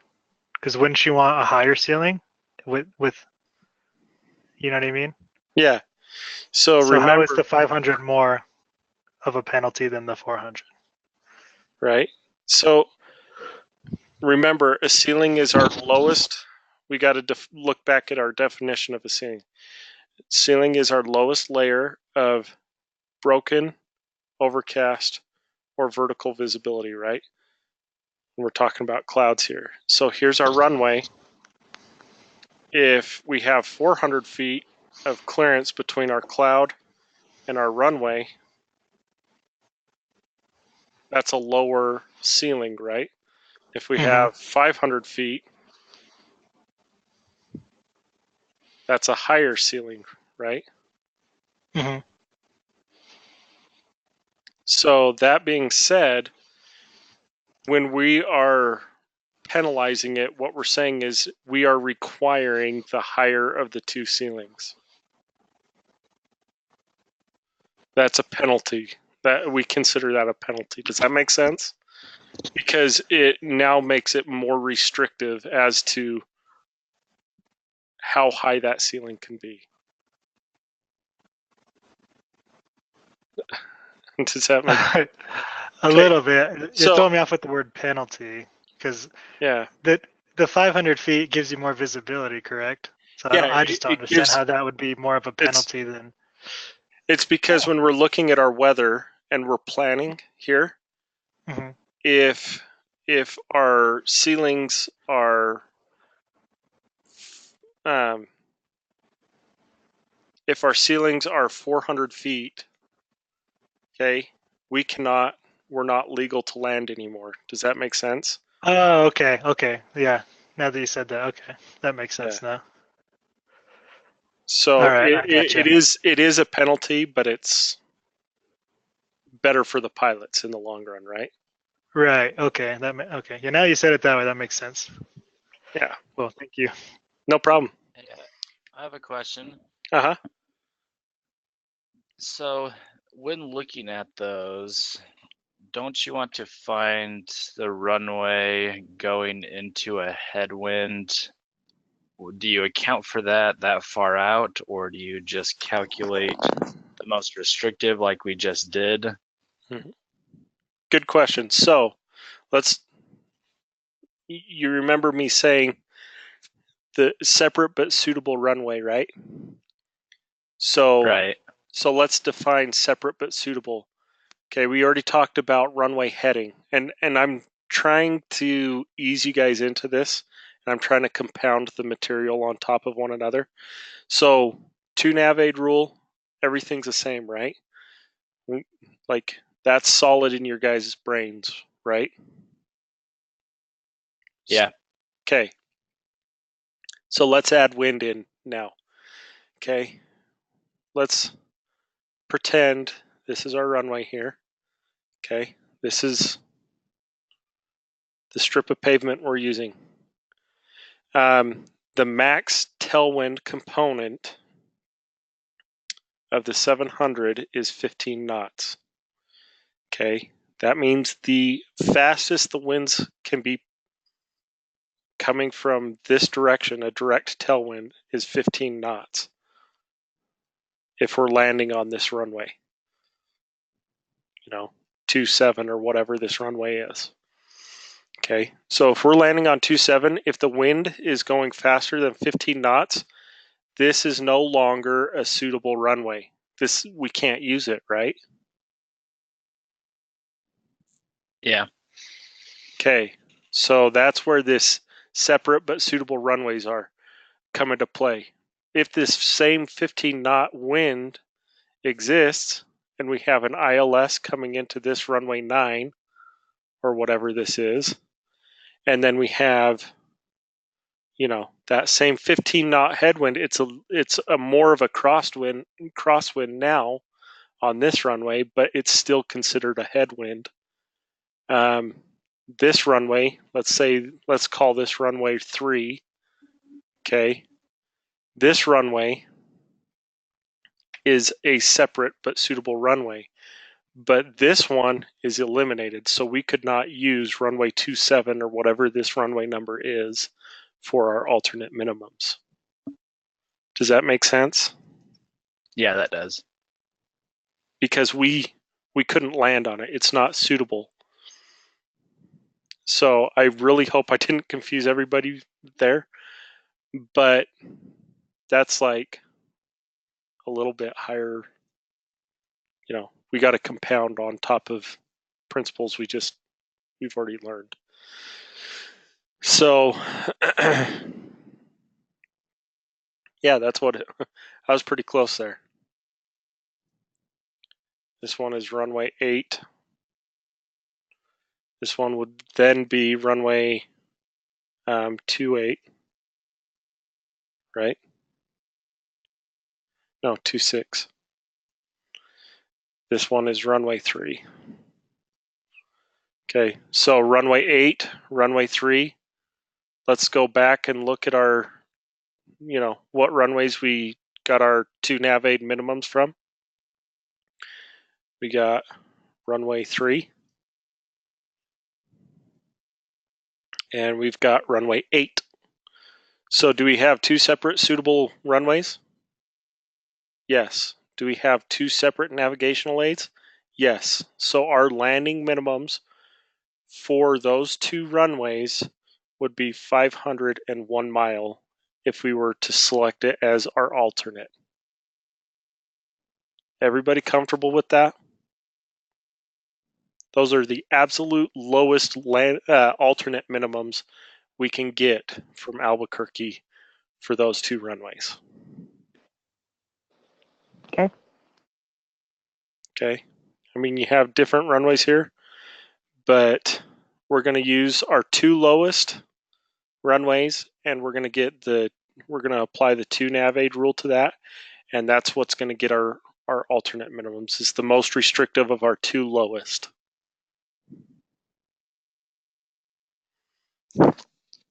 Okay. So we've talked about alternate minimums. Like I said, I've got worksheets that I'm going to start giving to you guys when we get closer to the practical portion to really drive this into your heads. These landing minimums, alternate minimums, like we're going to spend a lot of time during our practical portion, especially hitting, really driving these home. But you guys, I've got a question. What if somebody else is planning the same minimums on the same? Does that not happen, or for the same flights? There's a lot of planes out there. Does that happen? yeah, I mean, yeah. So we have at our disposal at SkyWest. I'm no longer an employee. They took it away from me. Anyways, we have we call it the alternate selection page. And what it does is it allows us to see what alternates have been selected for destination airports. Does that make sense? It does make sense, but couldn't that cause a conflict? Why? Like I'm trying to figure out. If other people are making the plans at the same time and using the same alternates, I guess, is every plane on there? Yeah, so whenever somebody selects an alternate for a destination airport, it shows up on that list. And we can have multiple planes. Let's just say that Chicago goes below landing minimums and stays there, and everybody diverts that's in the air. Okay. We can send multiple planes to different airports, but what we'll also see is sometimes everybody, like for Chicago, everybody will choose South Bend, Indiana, right? South Bend, Indiana is not a very big airport. And so, what will happen is the supervisor will send out an instant message and say, hey, everybody's choosing South Bend as their alternate. Let's spread them out a little bit. And so now you got to go and get alternate minimums for different airports just to see, where else can we go?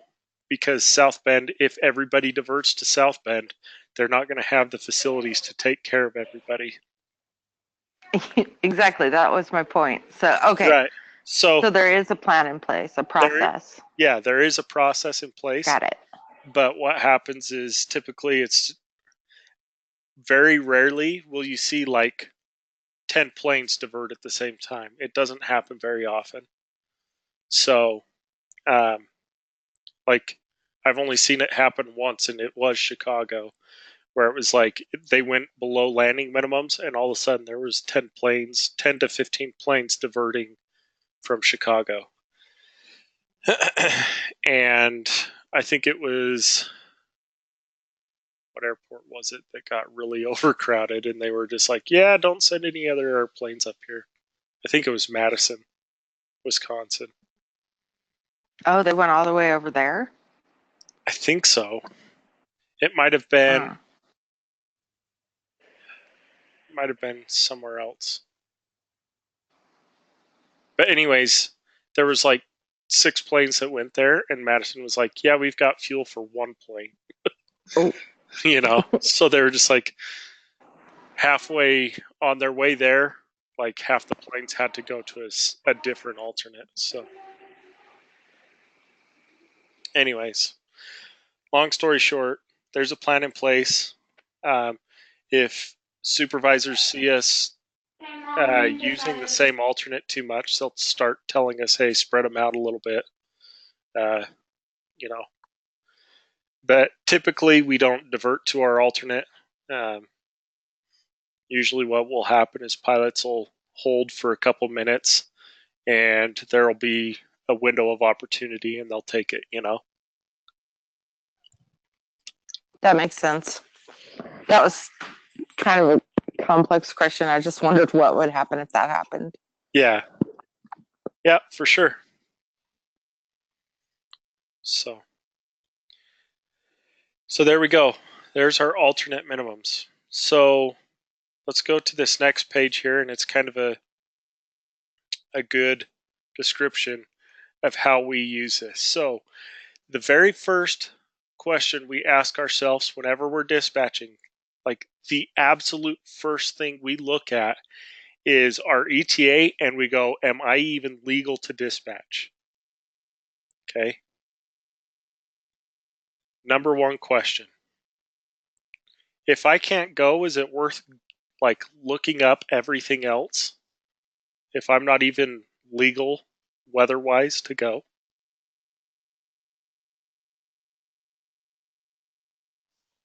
No. No. That's a waste of time, right? If I'm not legal to dispatch, get it off, delay it out, whatever you're doing. Just at that point, it's like, nope, I can't dispatch. I'm not going to work up a full flight plan for them. Okay. This high mins captain, we always got to remember. So when we're looking at our software, we see this. We see an H in like in a yellow box off to the side of our flight plan we're working on. That means that it's a high mins captain. So am I legal to dispatch? If we have a high mins captain, what do we have to do to their minimums?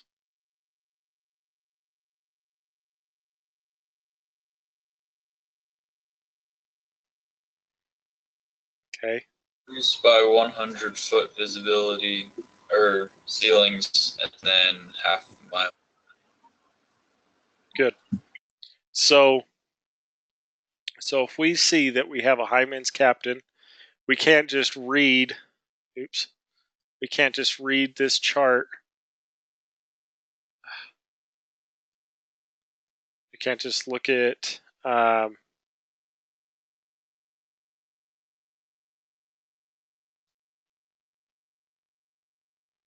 was right here. Huh?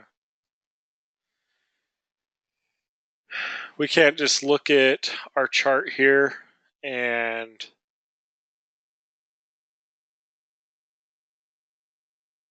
go, our landing minimums are 200 feet and half mile visibility.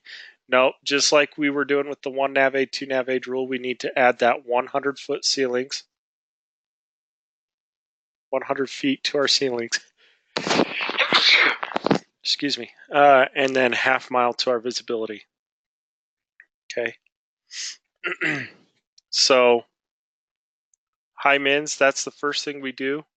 If our visibility is less than 1 mile, then we're not legal to dispatch. Like we cannot dispatch if it's less than 1 mile for a high mins captain. Does that make sense? Everybody good there? Yep.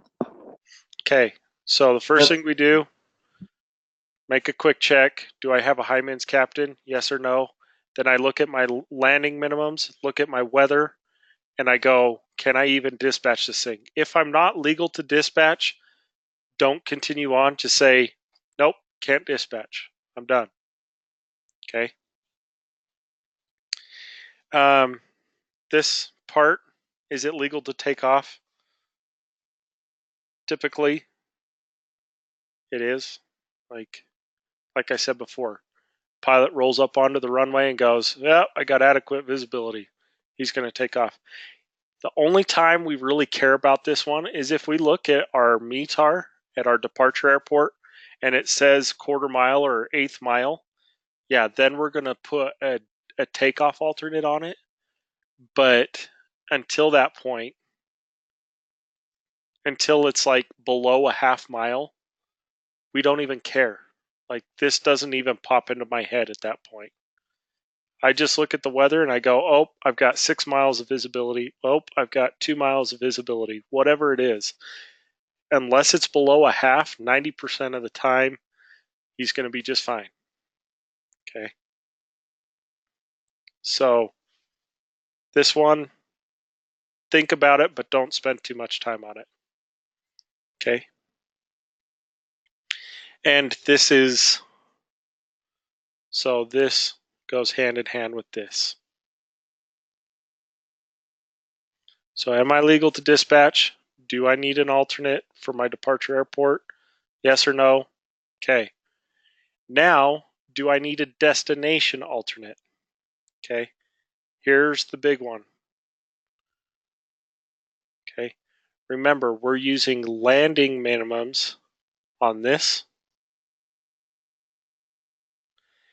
This one, we are using alternate minimums. So what are alternate minimums? 1 nav aid,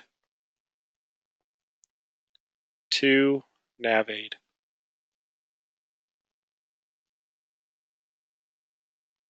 Apply that rule. I have a question. Yeah. About the alternate minimums. If they're high mints and they're legal to dispatch, for the alternate, do you also add his high mins on top of the 1 nav aid, 2 nav aid thing? Yes. Okay. Okay. That's the short and sweet of it. Okay. Yep. He gets that penalty no matter what.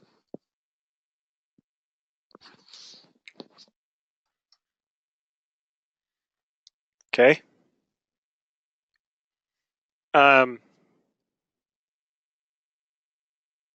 So destination alternate. Oh, I'm sorry. This is when we're selecting the alternate. My bad. Okay. Do I need a destination alternate? We use the 1, 2, 3 rules. Or 1, 2, 3 rule. Then, once we've determined, if we've determined that we do require an alternate, that's when we apply 1 nav, 2 nav. Okay. Is everybody good with that? Yeah.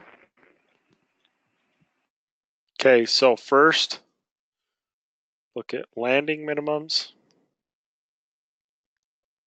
Next, apply the 1, 2, 3 rule. Remember, this is ETA. Landing minimums at our ETA. This is key here.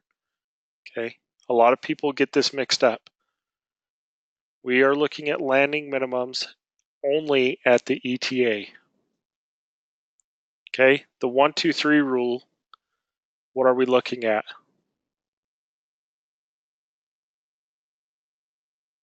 One hour before, 1 hour after ETA. Good. So this is 1 hour before, 1 hour after ETA. We call this the ETA window.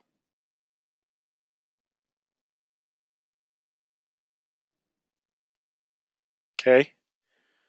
So, Garrett, I've got a question. Does it ever happen that say in bad weather, you've got a high mins captain, and because he's high mins, that he can't, now everything, the destination airport, all of the, say it's a big weather system, so all of the alternates are now unavailable, so a standard captain could go, but a high mins could not.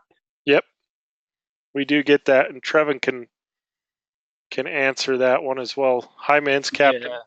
What do we call high mins captains? Yeah, sorry. In scheduling, the dispatchers or the system controllers will tell us the high mins captain, and we have to go find a regular captain and send him to where the weather is, and then send the high mins captain somewhere else. So we do that. That happens at least once a week. What do we Okay, call? so it's not only barely probable.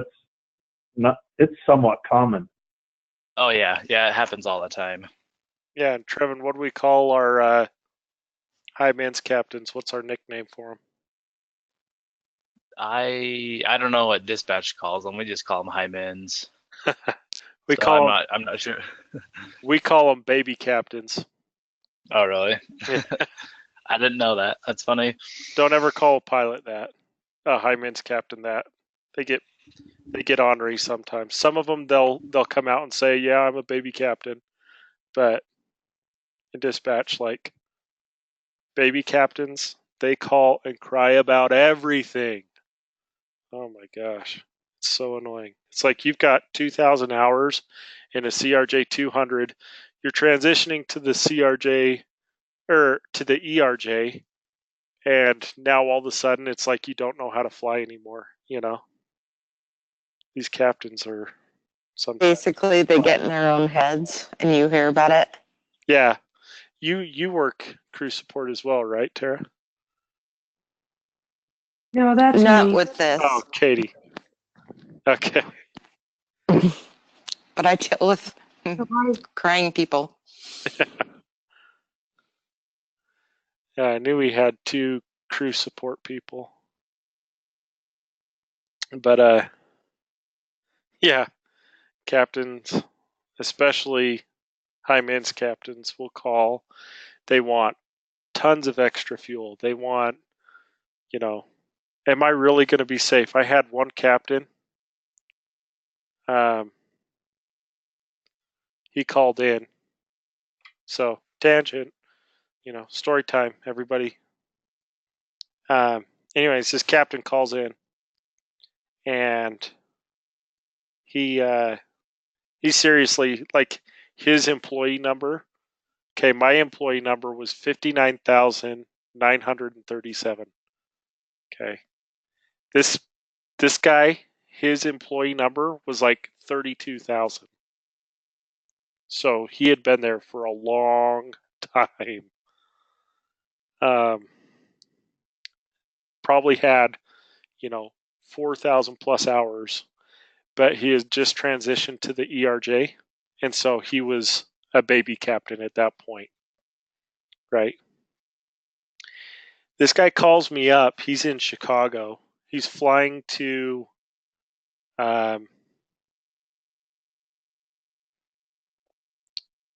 Detroit. No, it wasn't Detroit. Shoot, where was it? It was right next to Detroit somewhere. Cincinnati. It was one of those close ones. Yeah, Cincinnati. So, anyways, at least I want to say it's Cincinnati. So he's flying. It's a pretty short flight. The guy's probably flown it a dozen times, or more, probably a lot more than that. And he calls me up and he's like, "Hey, I see some clouds. I see a storm cell over Cincinnati." And I'm like, "Okay, yeah, I see some like precipitation, but the ceilings are at like 15,000 feet, and there's like some really big convective systems to the south of the airport." And when I say convective, it means really turbulent, heavy rains, bad thunderstorm. But they're like 40 miles to the south of the airport. And with our software, we're able to see, the tops of the clouds, like how high these clouds are. We're able to see how much precipitation's in the clouds. We're able to see the speed and direction that they're moving, as well as the frontal systems. We can see everything. We can see where it's pushing to,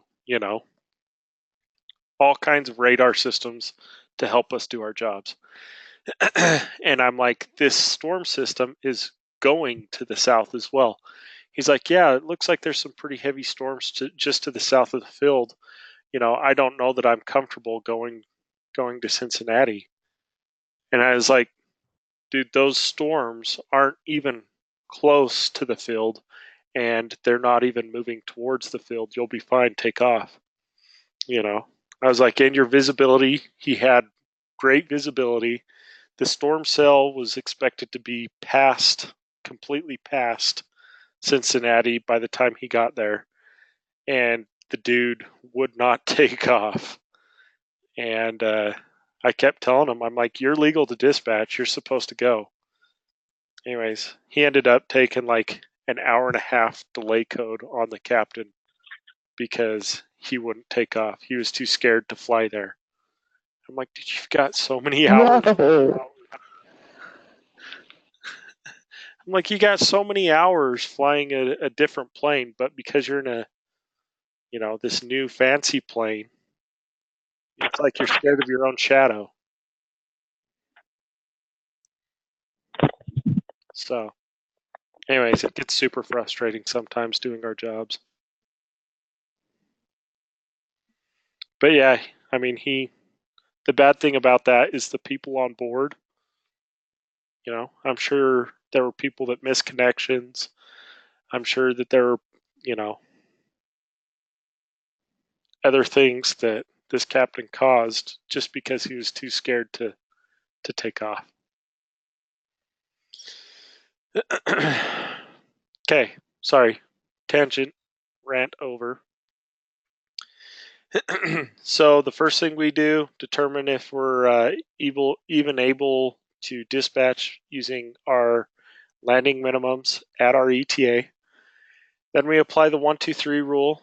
Remember, we're looking at the ETA window, the 1 hour before, 1 hour after, when we're determining this. And then, if we've determined that we do need an alternate, we need to apply the 1 nav aid, 2 nav aid rule.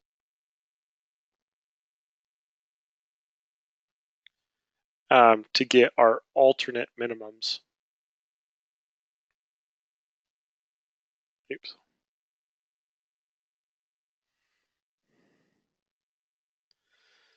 All right. And these alternate minimums are the same if it's our first alternate or our second alternate. If we have two alternates, this 1 nav, 2 nav applies to both. Okay, it doesn't matter. This is how we get our alternate minimums. Is everybody good with that?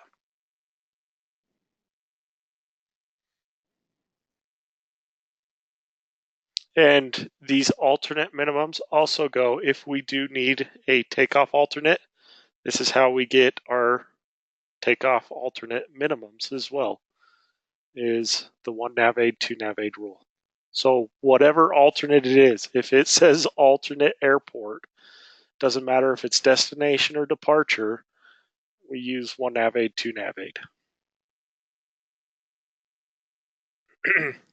Have I beaten that dead horse enough?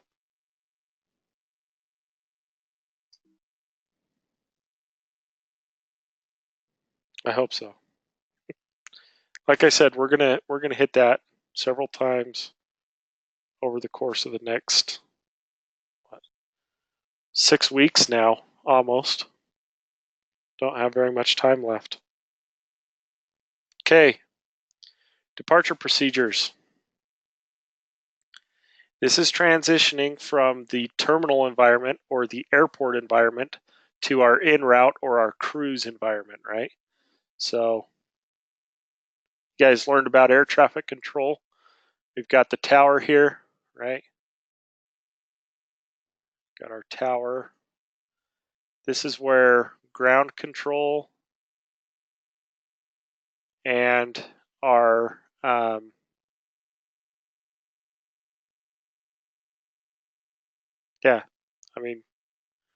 ground control and departure control.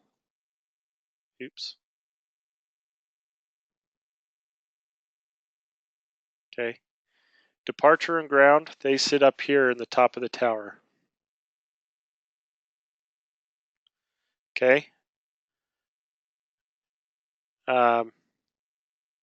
Arrival and departure,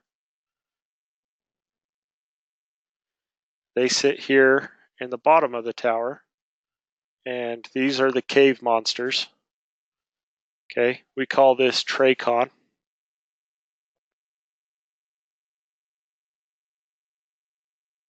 Okay.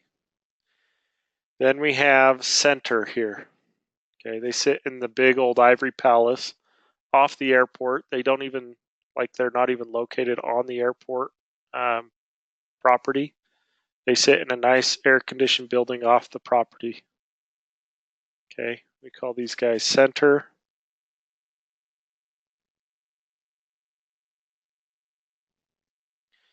And then the exact same thing applies to this. Departure control, ground,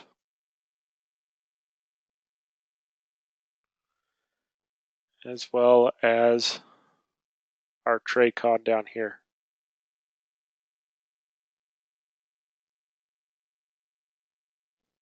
So TRACON. Okay, so what happens is the first people that the pilots contact when they're sitting here, okay, we've got our airplane here, and we're getting ready for takeoff, right? So we've got our pilot sitting in here. The first people he talks to is departure control, and he tells them, hey, you guys have our flight plan and our strip up there? And they say, yep. He says, okay, I'm wanting to push back from the gate. So this is when he gets that clearance to even start his taxi. Okay, this is where he requests pushback and everything, and he's just like, I'm ready to go. Okay. Once they've given him approval, they transfer him to ground. They say contact ground on this frequency. Okay, so he calls up ground and he says, hey, I've been approved for pushback. I'm departing or, requesting taxi to the active runway. So what will happen is they say, okay, we want you to taxi. So you got Salt Lake International Airport here. Sorry, I'm drawing all over everything, I know. Okay, so we've got the terminal here. Let's say that he's in B terminal. You've got all these arms coming off here. So let's say he's sitting over here in B terminal. He pushes back. There's taxiways. He's going to taxi down to runway 34 right over here, okay? So what ground control says to him is, you're going to taxi using taxiway kilo. You're going to taxi whatever, and you're going to wait at the end of runway 34 right, and until it's your turn to take off. Says, okay, I'm going to taxi this way, and then I'm going to wait at runway 34 right. Okay. Once he gets to this point, they transfer him over to departure. Departure says, okay, departure, they own the concrete here. Okay. Departure and arrivals, They own the concrete. Do I have this right? Am I missing a step here, pilots? I don't know why all of a sudden I feel like I'm, oh, tower. Okay, they don't transfer him departure, they transfer him to tower. Okay, tower owns this strip of pavement and 5 miles out, a 5-mile radius from the airport. Okay, so what he does is he says, hey, I'm sitting here, runway 34 right. Do I have, requesting permission to take off? They say, okay, permission granted, take off. You're going to fly this departure procedure.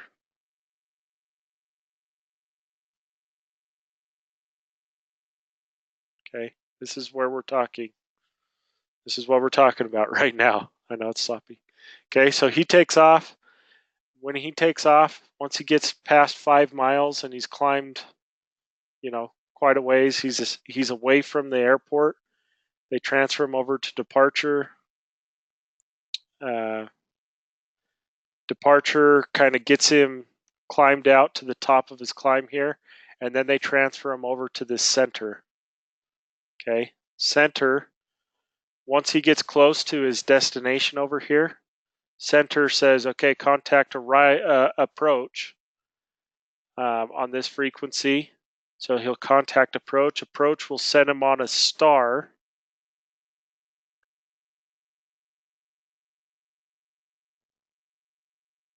So this is our SID. Okay. Here's our star over on this side. They'll put him on a star. And then once he gets to the run out here about 5 miles from the runway, they say, okay, contact tower. Tower says you're cleared to land on this runway. And then once he lands, he contacts ground. Ground taxis him to the gate, and he's done. Okay, so that's the short and long on how our airplanes talk with air traffic control. Okay, the reason why I bring that up is because, like I said, these are our SIDs. Okay, these are our departure procedures.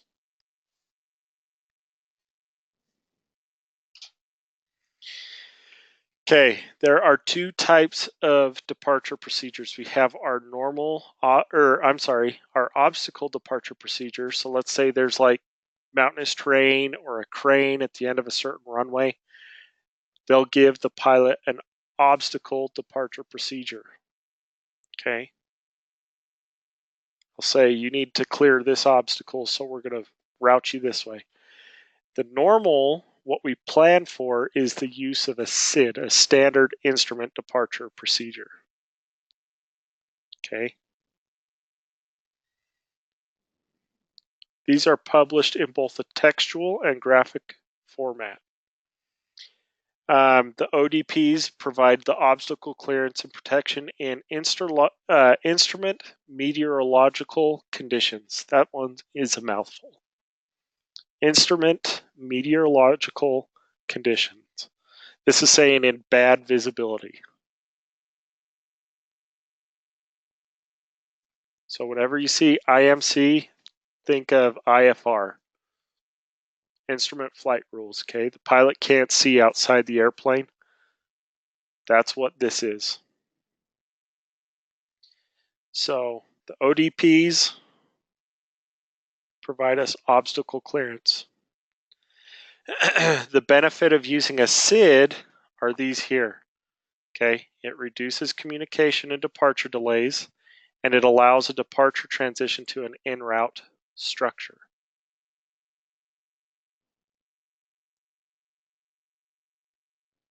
Okay, TERPs, basically the same thing. It provides some information to the pilots that they need to abide by when they're using the departure procedure. And it tells them that they have to climb at a certain speed. Okay, so this is what a departure procedure looks like. This is the GOIN 1 departure. Everybody see that? So going 1, the way we'll see it on our flight plan is like that.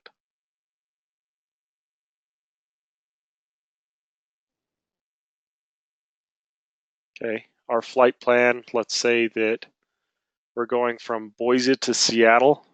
You'll see the airport code for Boise is BOI. Then you'll see going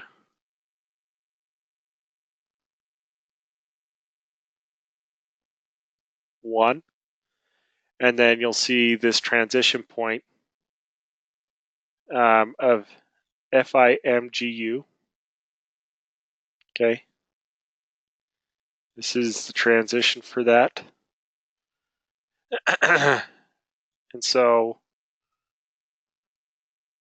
you would see FIM, GU, then you'd see blah, blah, blah, blah, blah, blah, blah, until he gets to Seattle Airport.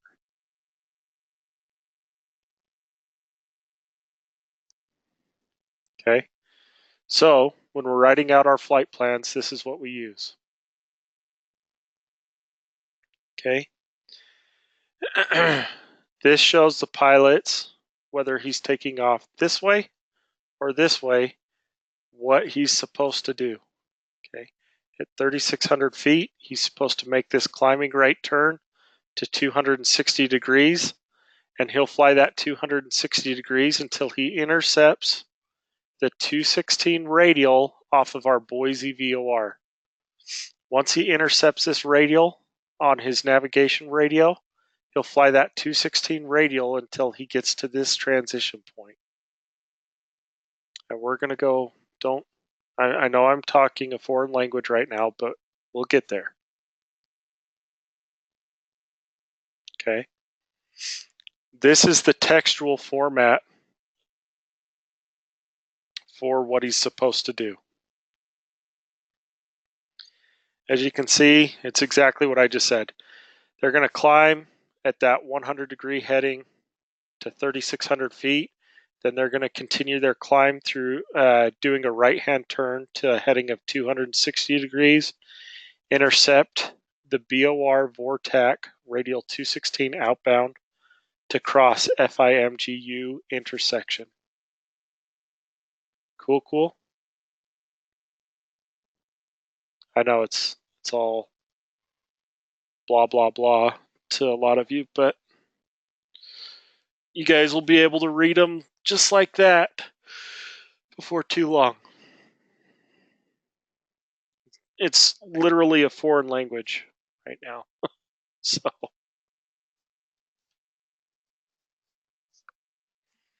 okay. This is how Jeppesen writes out their, you can see it's down here in the bottom. Same exact information between the two. It's just in a different format, different location. Okay. This is more for the pilots as dispatchers. This PowerPoint was written by a pilot, so they're like concerned about pilot things. As a dispatcher, we don't care. Typically, I mean, there are times that we do, but they're so few and far between that when you do need to look at that portion, typically it'll be in a manual that you have to read for that specific airport. It will give you that information. So don't get too focused on that.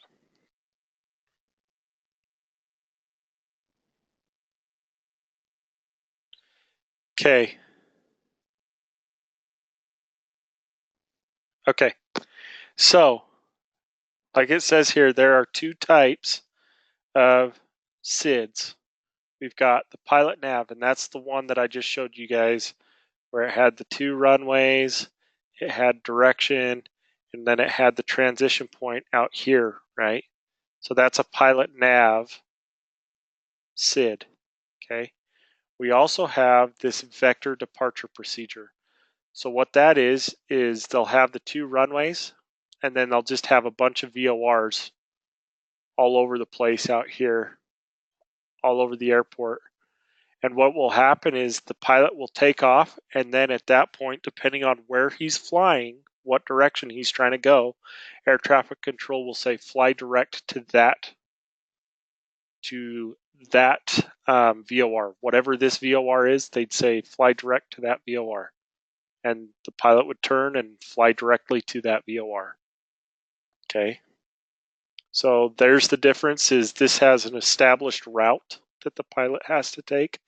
This one, it's just a bunch of random VORs, and air traffic control tells them how to get to that VOR. Okay. Like we stated before, this is transitioning us between the airport to the en route structures. Okay. Ignore. It helps reduce the radio congestion. It helps air traffic control control the flow of traffic. Sometimes they'll use them for noise abatement procedures. You know, you get people that decide to build a house at the end of a runway, and then they don't want planes to fly over their house. So we have to build routes that take us around their house because people are stupid. You got obstacle clearance that it'll help us get over, give us more detail, less room for error, and helps once again improve that traffic flow. Don't you love how like there's this redundancy? I really need to go through these.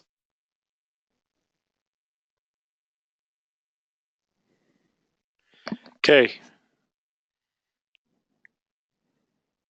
Once again, this was written by a pilot, not a dispatcher. So don't care. All right, once again, this is a pilot nav departure. Okay, this one is an RNAV departure. Remember, we don't use those, so we're going to skip this one. Okay, this is what a vector departure procedure looks like. See, we've got our runway here. We've got a bunch of different turns that they could possibly do. But at the end of the day, we've got Delta VOR, we've got Grand Junction, Mighton, Fairfield, Wasatch, Rock Springs, Malad, Twin Falls. So what'll happen is he'll take off from runway 34, 34 right or whatever runway, and then air traffic control will say turn to this heading and fly to Twin Falls VOR, or take off, make this turn, fly down to the Delta VOR. Whatever it is, whatever direction he's going, that's what they'll do.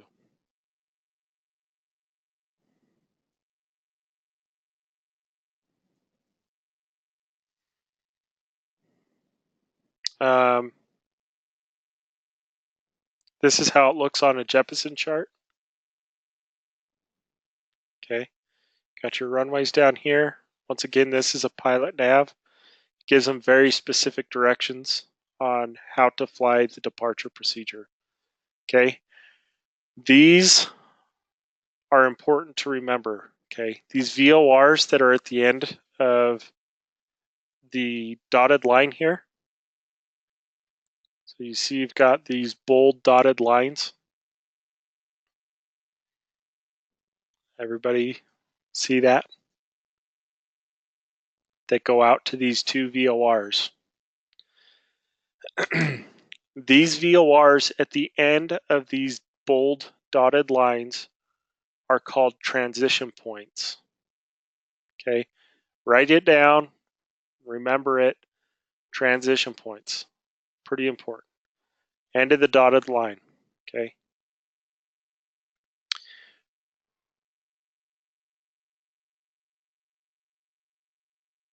What in the world?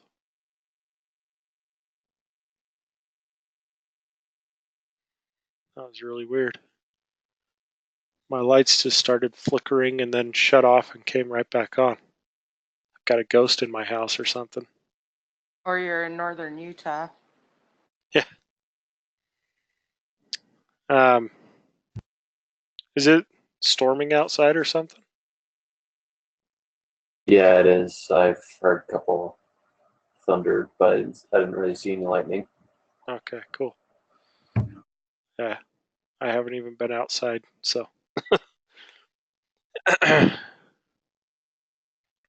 Okay, so these transition points. What these are is these are the exit points of our SIDS, okay? He can't come to this Timmy intersection here and go, oh, I'm going to go over here. Nope. No siree. You've got to go all the way to the end of these transition points. Okay.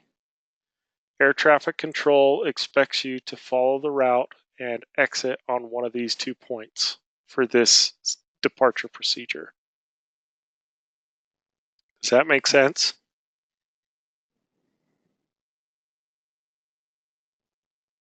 Yeah. Okay. So what the pilot does is he'll follow this dotted line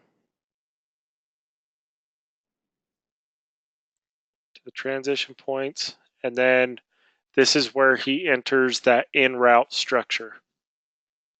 Okay. This keeps everybody nice and filed going out of the airport, like I showed you guys on that flight aware. That's exactly what it's doing, is everybody's using the same exact route when they're going to these other destinations. They'll use the same route, and then from there, that's when they'll start taking their own route, is after they've hit these transition points. Okay, this is what the vector SID looks like on the Jeppesen chart. Once again, you can see the airport, and then you just see a bunch of random VORs just hanging out all over the place, right?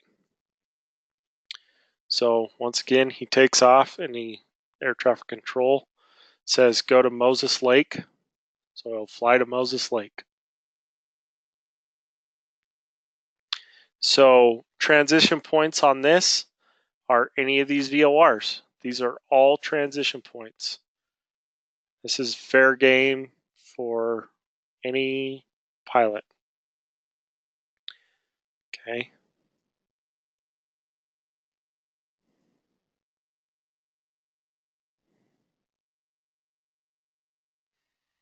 All right, let's look at stars. Stars are identical to SIDS, just reverse route, right? The arrows point towards the airport instead of pointing away from the airport. Okay, you're doing the same exact thing. You're just transitioning from the en route now into the terminal or airport environment. Okay, what are they?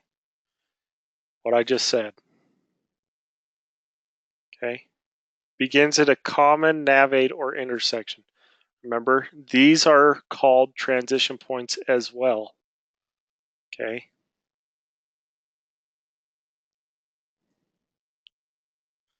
These ones right here on the outside of the map here. Those are transition points. I'm going to show you guys on a Jeppesen chart because this gets a little confusing. Okay. This terminates with a visual approach or an instrument approach procedure. Okay. So this sets him up to fly into the airport and ends when he's on the instrument approach procedure.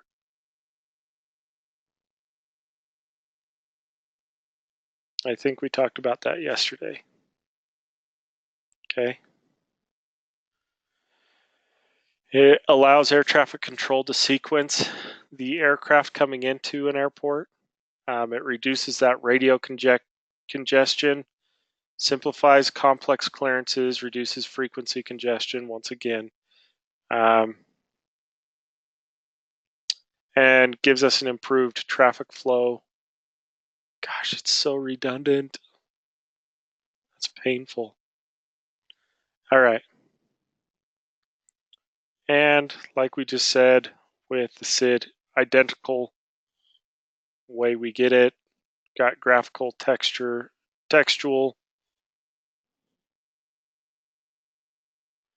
Let's get to the Jeppesen charts.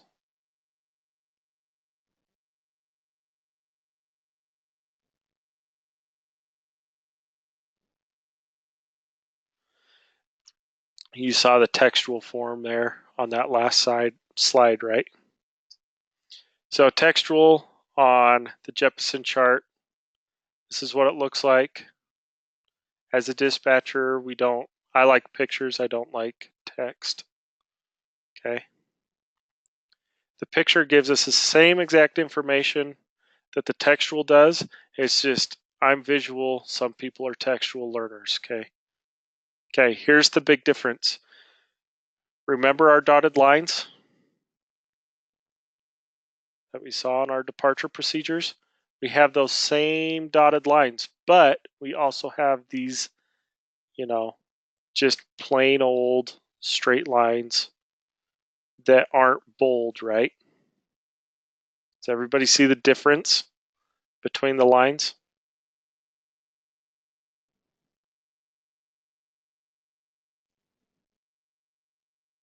Can everybody see that? You got a dotted line and you got a just plain non-fat, non-bolded straight line, right? Yes. Okay. Once again, to distinguish which one of these VORs are transition points, it will be at the end of these dotted lines, okay? So this St. Petersburg, Sarasota, and Lee County, these are our transition points for this approach. LaBelle, Pahokee, Palm Beach, those are not transition points. And the way we can tell is by that line, okay? It's not a bold line, it's not dotted,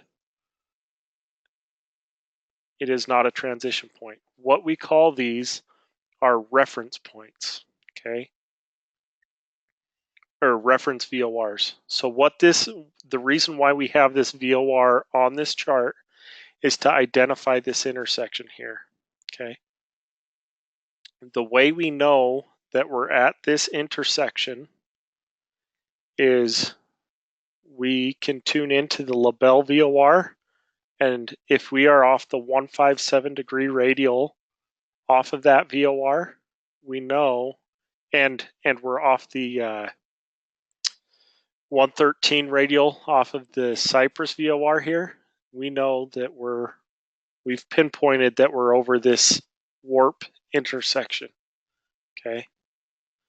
That's how pilots identify where they're at in the sky, is they'll triangulate their position using multiple navigational radios, okay? So these VORs here are just reference. They're just helping the pilots identify these intersections, okay? This Lee County VOR, you can see that it has that same arrow that these other ones do, but it also has this bold dotted line. So we use this as a transition point and as a reference point for this intersection. Does that make sense? Is everybody tracking? Yeah. Ryan. Okay. Tracking. Okay, so once again, transition VORs. We're going to follow. This is where we're going to transition from that en route into the terminal environment. So they're setting us up to land at Miami International Airport down here. So all the planes coming in from the northwest here, they're all going to come through one of these three transition points, and then they're going to line up and come straight in. Once they've hit this Cypress VOR, they're just going to line up and come into the airport. Okay. Okay. Okay, these little racetracks, you saw them on the en route charts, right? What do we call these racetracks?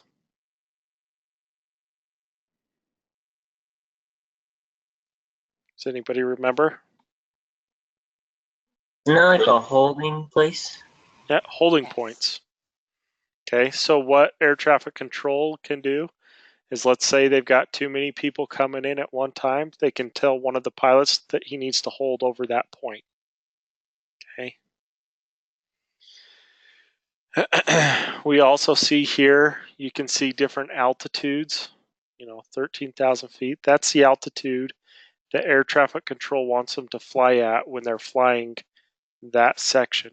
Okay, you can see it right here as well. 5,000 feet. That's where air traffic control wants them to be, or air traffic control will tell them,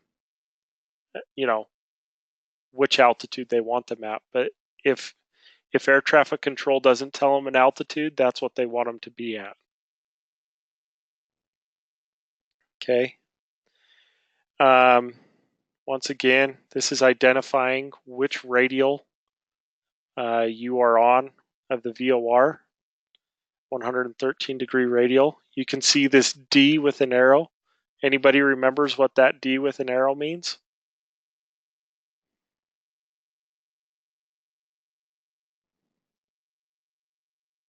You can see one down here as well.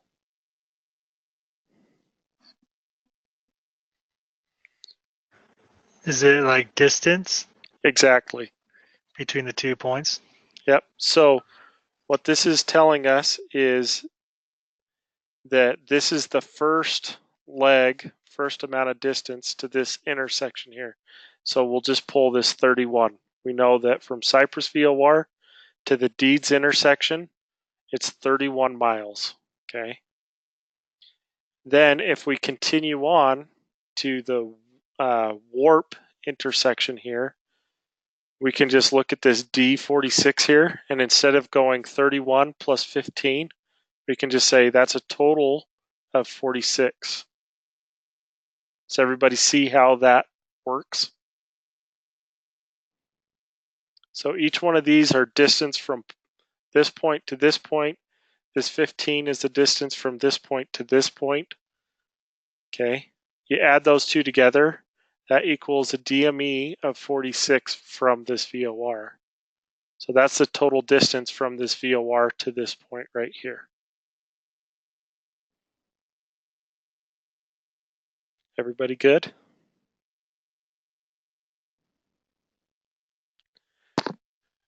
Okay.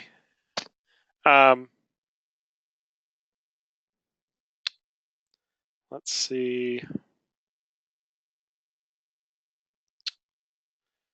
That's about all I want to hit on that for right now.